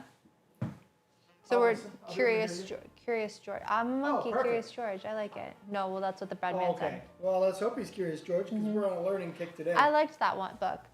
Yes, but we are in a learning cook. So we're going over the breads of the world, the most popular breads of the world. So number 3 is ciabatta, which is from Italy. And apparently ciabatta means slipper in Italian. And it is named that due to its flattened, elongated shape. I even took Italian and have a minor in it, and I never gave much stock into like what the word ciabatta might mean for the bread. So it's interesting to know. The 4th most famous bread is focaccia, which is also an Italian bread, which we made last night, which turned out pretty good, but I think we could do some more practice with it still and add some different things. Like this picture that I'm looking at right now has olives in it. I would love some focaccia with olives in it and a very nice like herb drizzle. Oh, that sounds delicious. Next is pita bread, which is Middle Eastern and Mediterranean. I wonder though if there are variations. Like I've been to the Mediterranean, haven't really been to the Middle East. I wonder if they have different versions of recipes for pita and what that looks like. Look up cheese rolls. Cheese rolls in a specific country or just cheese rolls in general? Ooh. Cheese roll is a New Zealand snack food similar to Welsh rarebit. Let's see. I'm gonna do cheese rolls, New Zealand. It looks good. Who wouldn't want like a cheese roll. Is this one of your favorite things? This looks good. We should make this or attempt to make it. You can let us know how we do. It's a pastry. Never had it. Famous in South New Zealand, cheese rolls. The simple pantry ingredients are super, oh, so you just use simple things. Oh,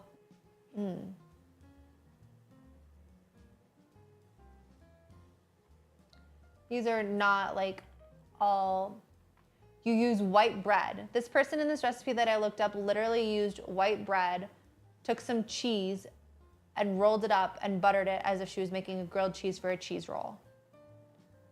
That's interesting. So is that essentially what your version of a grilled cheese would be then? Because our grilled cheese is just 2 slices and you smack it down and grill it, essentially.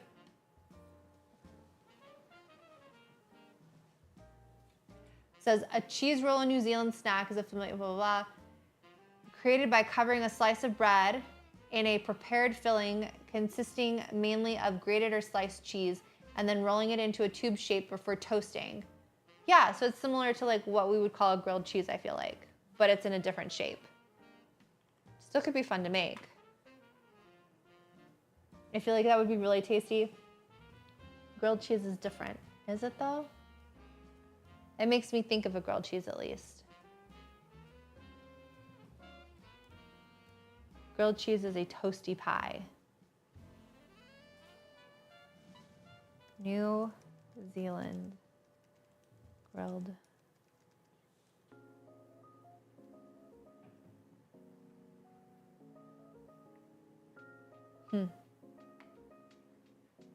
Interesting. Well, maybe we'll give cheese rolls a whirl. It does look good. I'm sorry, I just keep looking at these pictures. Who doesn't love melted cheese and some bread, honestly? And you used A's cheddar cheese. That sounds good. At least that's what one thing says. Okay. Going back to other types of bread. Naan. I'm a huge fan of naan as well. Have you guys ever had naan? I went to India once while in college. Spent 3 weeks there. I convinced my parents that it would be better to go to India and learn about the religions of the world in a 3-week course than sitting at school for 12 weeks in a classroom having to learn about these religions and not really getting to experience them. And I was lucky enough that they agreed to it. And I think that when I went to India, I basically gained 5 pounds and just ate naan straight the whole time through. And I was a very happy camper. Here's the next thing we can make. Rye bread. I have no interest. No interest? No interest in the rye I think bread. we should give rye bread another thing. I mean, I think we should give it another try, but... But that Yeah, origin difficult. is Europe, just in general. Then we have challah bread, which is a Jewish bread. Oh, that's very tasty. And then, Look up cream power? Power. so he told me to look up cheese rolls. Yeah, And I said it was kind of like a grilled cheese for us, but he said no. okay. Grilled cheese is different and it's a toasty pie, but it still makes me think of a grilled cheese. Sounds good to me. And then I'll look this up. This should be back on, hopefully. All right, hopefully these really rise. Those are kind of done. AUA. I wonder if they'll rise any more baking. Probably not, because the yeast gets killed off right as soon as it goes in the oven, pretty much. So however you say this, paua is like, it says, what does it taste like? It says it's salty and rich, yet balanced with a subtle sweetness. Its cooked texture has been described as somewhere in between a scallop and a calamari. What? So what is a creamed paua?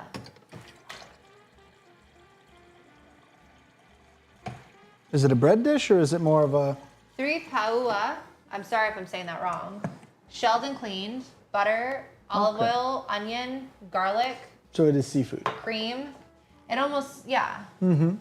You would like that. Probably so.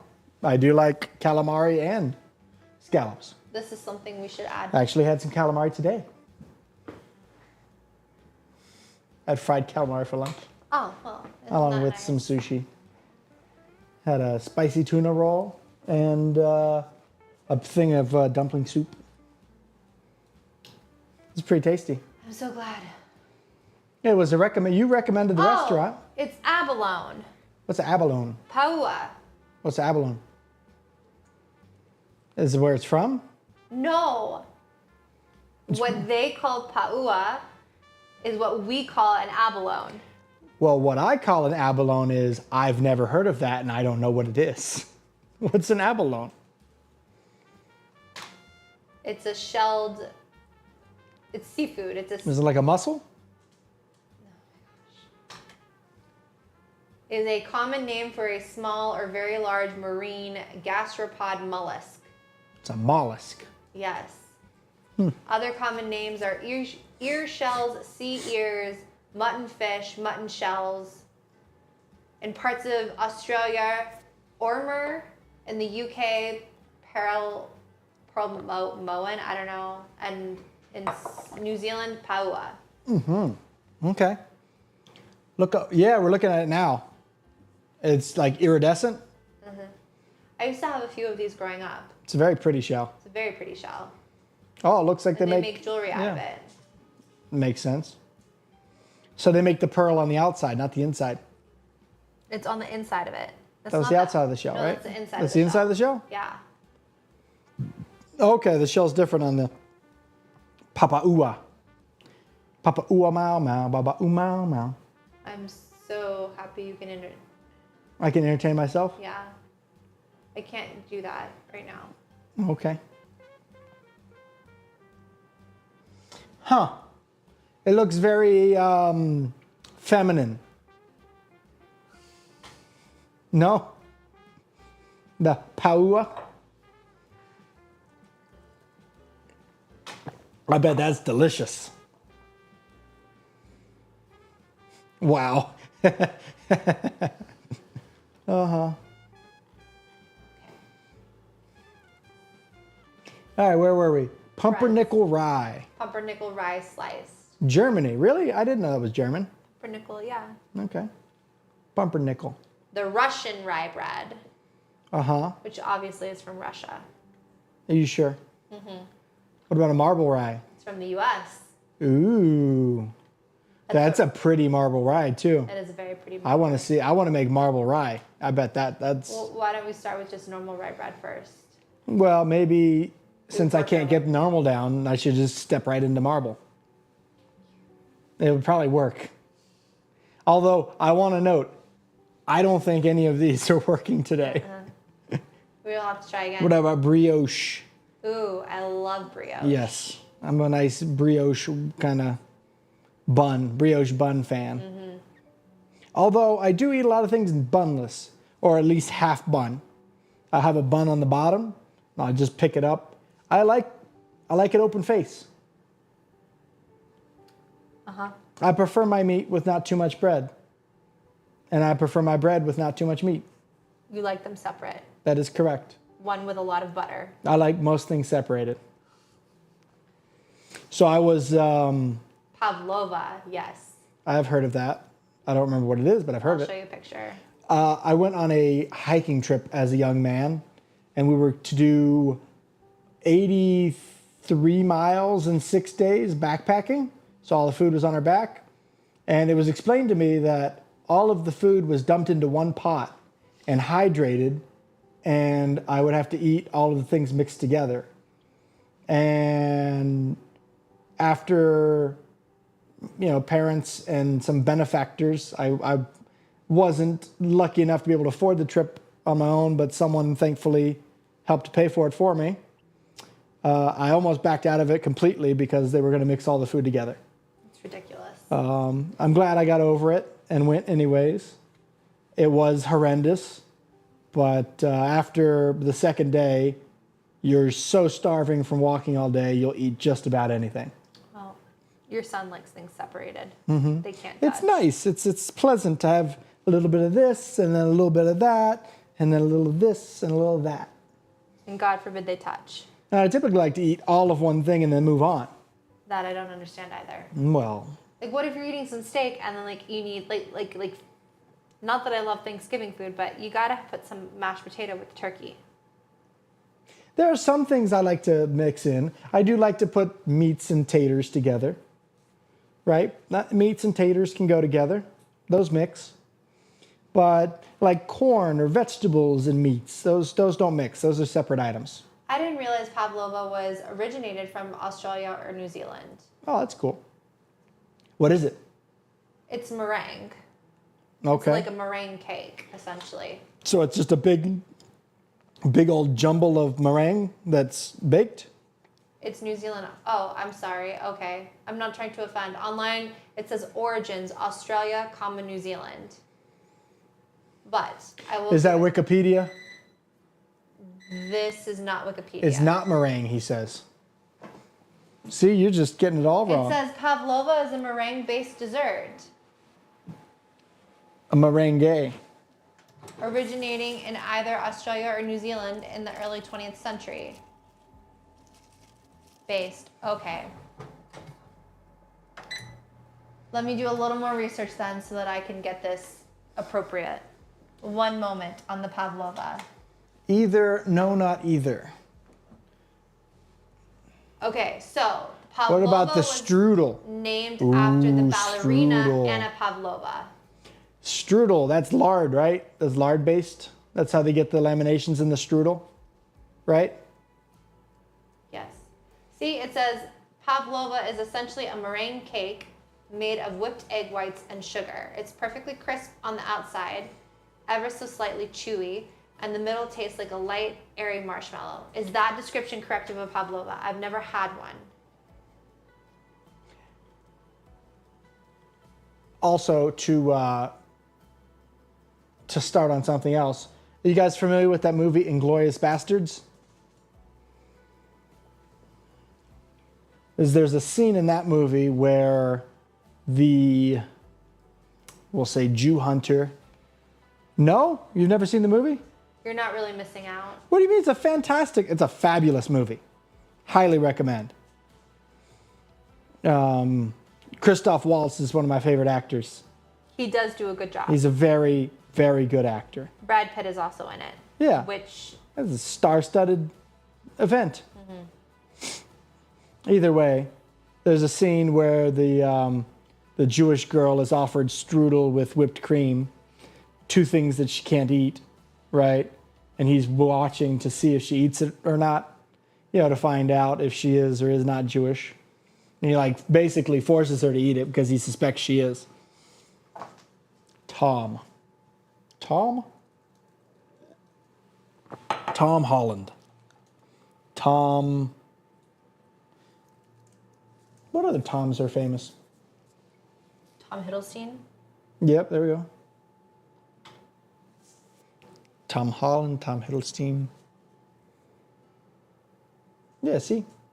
The strudel is not kosher because it's likely Lard made with based. lard. Yeah, well, at that time it would have been made with lard, yeah. And the cream, they're not allowed to do whipped cream. Yes. I do my own stunts. That one guy, I do my own stunts. Tom Cruise. He does do his own stunts, Yeah. supposedly. He's making another movie.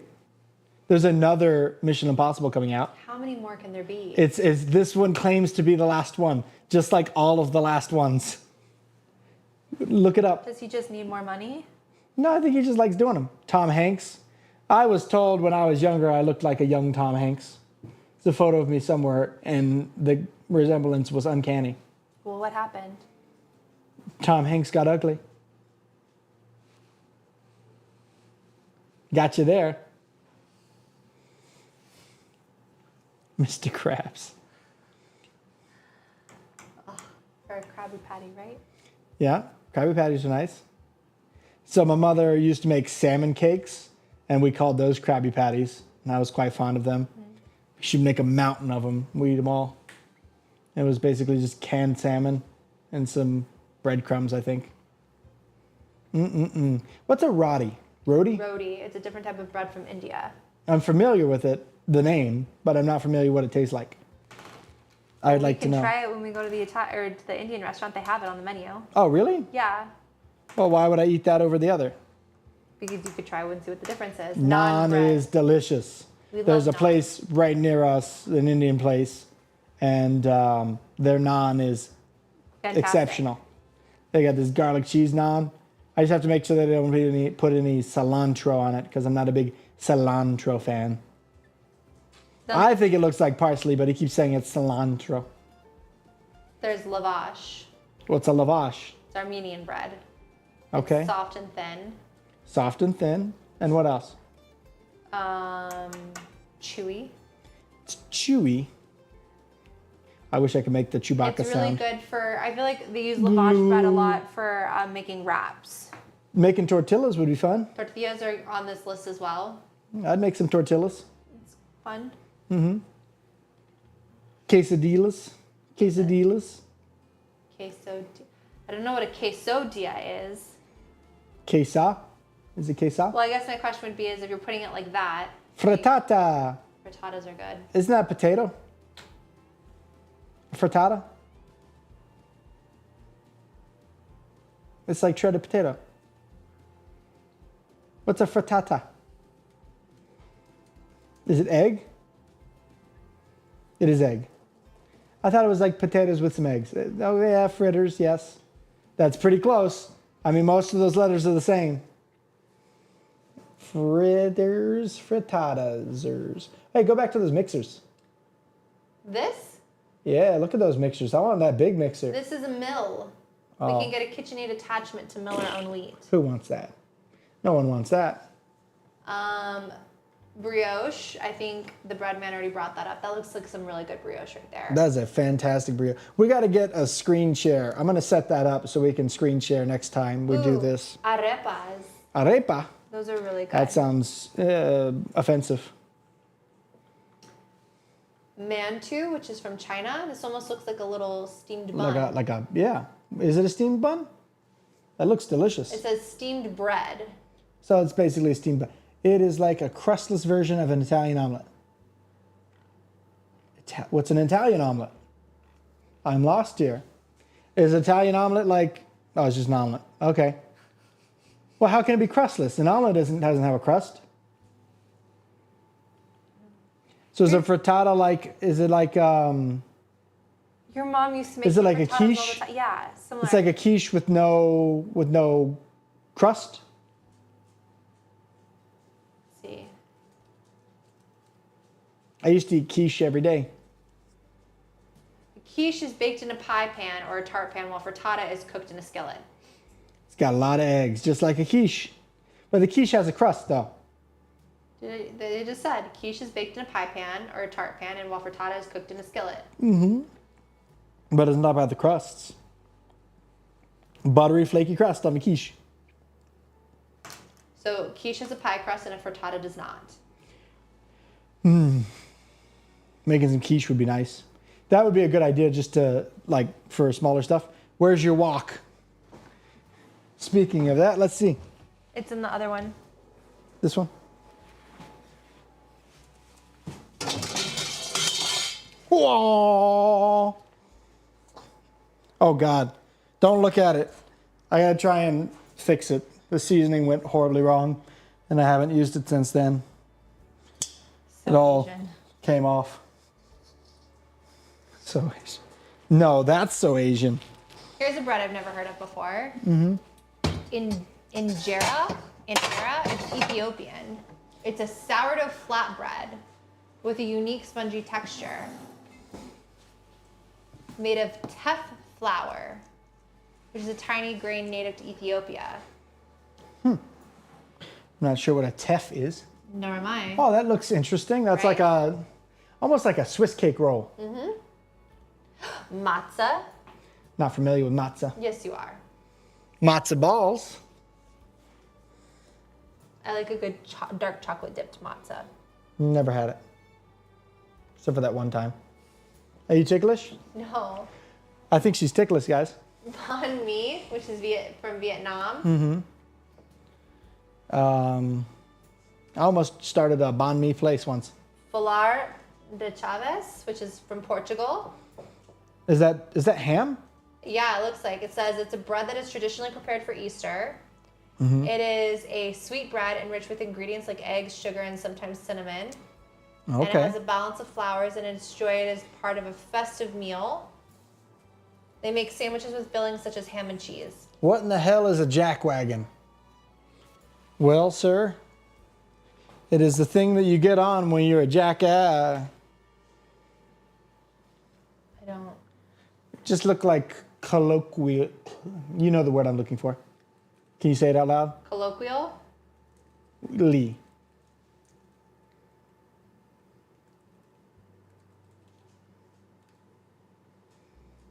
Wiktionary, the free dictionary. What is a jackwagon and why is it an insult? Slang derived from the freight or chow wagons used in the late 19th century. These were often the last wagons in a wagon train, making them the least favorable to drive due to the dust, waste, and debris from the front of the train. When used as an insult, it refers to one's lack of By motivation. redneck. Redneck?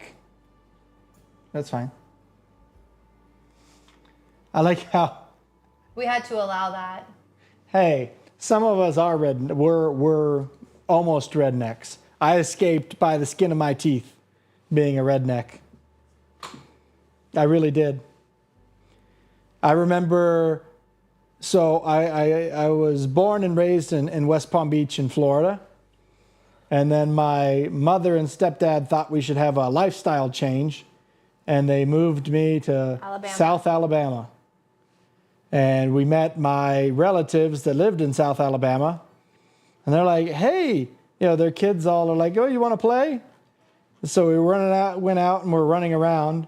And they were running through this, you know, like flat out area. And I followed behind them. I didn't follow exactly behind them. It turned out it was a old dried up lake bed. And there's pockets where it's just a tiny crust of dirt. And then solid mud, like thin mud underneath. I stepped, went through, sank up to my neck in mud, and had to be dragged out and was covered in mud. And that was my first experience being in the country. And yes, they laughed and made fun of me quite a bit. I would too. And, you know, then I wised up and, you know, got with the culture a little bit. My sister has a very thick, I don't know think how to it's that say it is when she's there. I think she chameleons it, right? She can get rid of it if she needs to, but it's very thick normally. Redneck accent. I can hardly understand her sometimes when she's speaking. But thankfully, I escaped unharmed. I don't have one. I made sure very, very hard to not pick up the accent. Okay. Yep. We got about 5 more minutes on this bread. We have any other interesting recipes to look up? Something you guys think we should make here in the next little bit? Let's see. Am I bleeding? No, Okay. you're fine. Most popular types of bread. Did we go through all the most popular types? Do that, yeah. Okay. Well, I really want to get into like the science of bread rising and stuff like that. I think that's probably an interesting topic with a lot of information, and we really need to know if we're going to do this at more of an industrial, not industrial, but So you like want to go to the university and go down into the... no, I want to go to the internet university and look around. I don't need to go that far. University internet.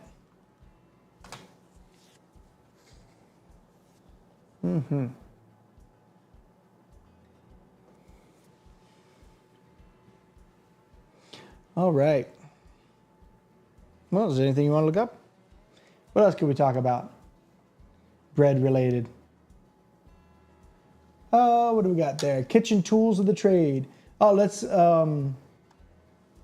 look up all the different things we could use, you know, for baking. Different instruments. You've moved my... I moved. Oh, I apologize. I almost want a bigger mixer. I wonder what a good bigger mixer would be that isn't KitchenAid. Because it's nice to have something that we could, you know, mix in.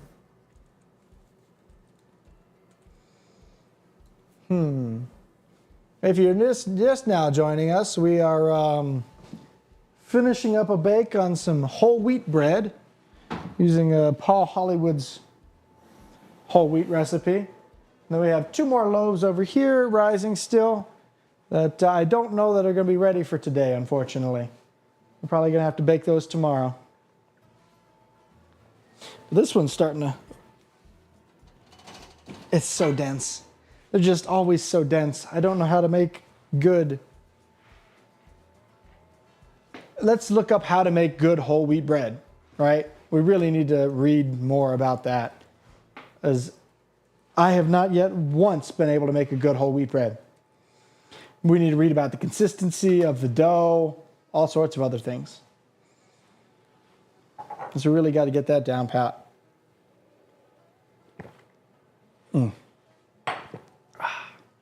These are all just recipes. We want Science of whole wheat bread. I feel like that normally works.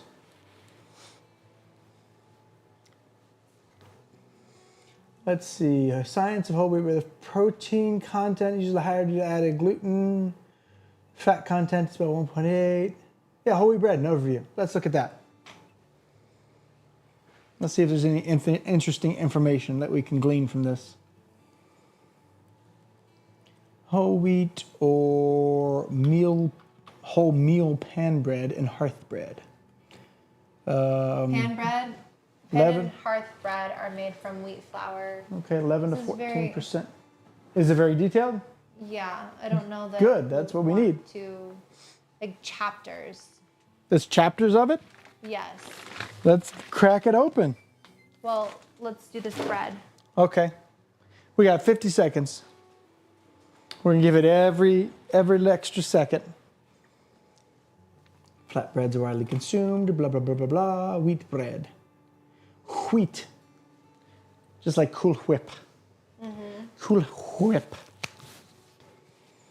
Alrighty. I think we're gonna pull this bread out of the oven here, give it a show off, and that's probably gonna be it for this evening, fellas. It's been a long day, and I think it's about time to catch some Z's. So let's take a look at this guy and see how she turned out. Hoping for something that isn't as dense as everything else that we've had. But I'm not counting on it because gotta tell you, it sounds awful dense. Okay, I'm gonna grab a extra rag, canceling off. Let's see what we got here. Is this a dry rag? There we go. Get it off onto our cutting board here. Get rid of this pan. Whoosh. That made a bit of a mess. Let's just leave it up here to cool.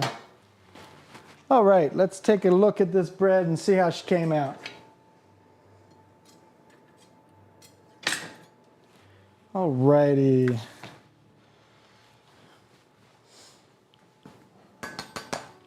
It's got a crust. It looks very dense and not cooked. It again is super duper duper dense. So we either didn't process the gluten properly, right? Or we over processed it. But that is essentially inedible. Here, I'll cut you a little.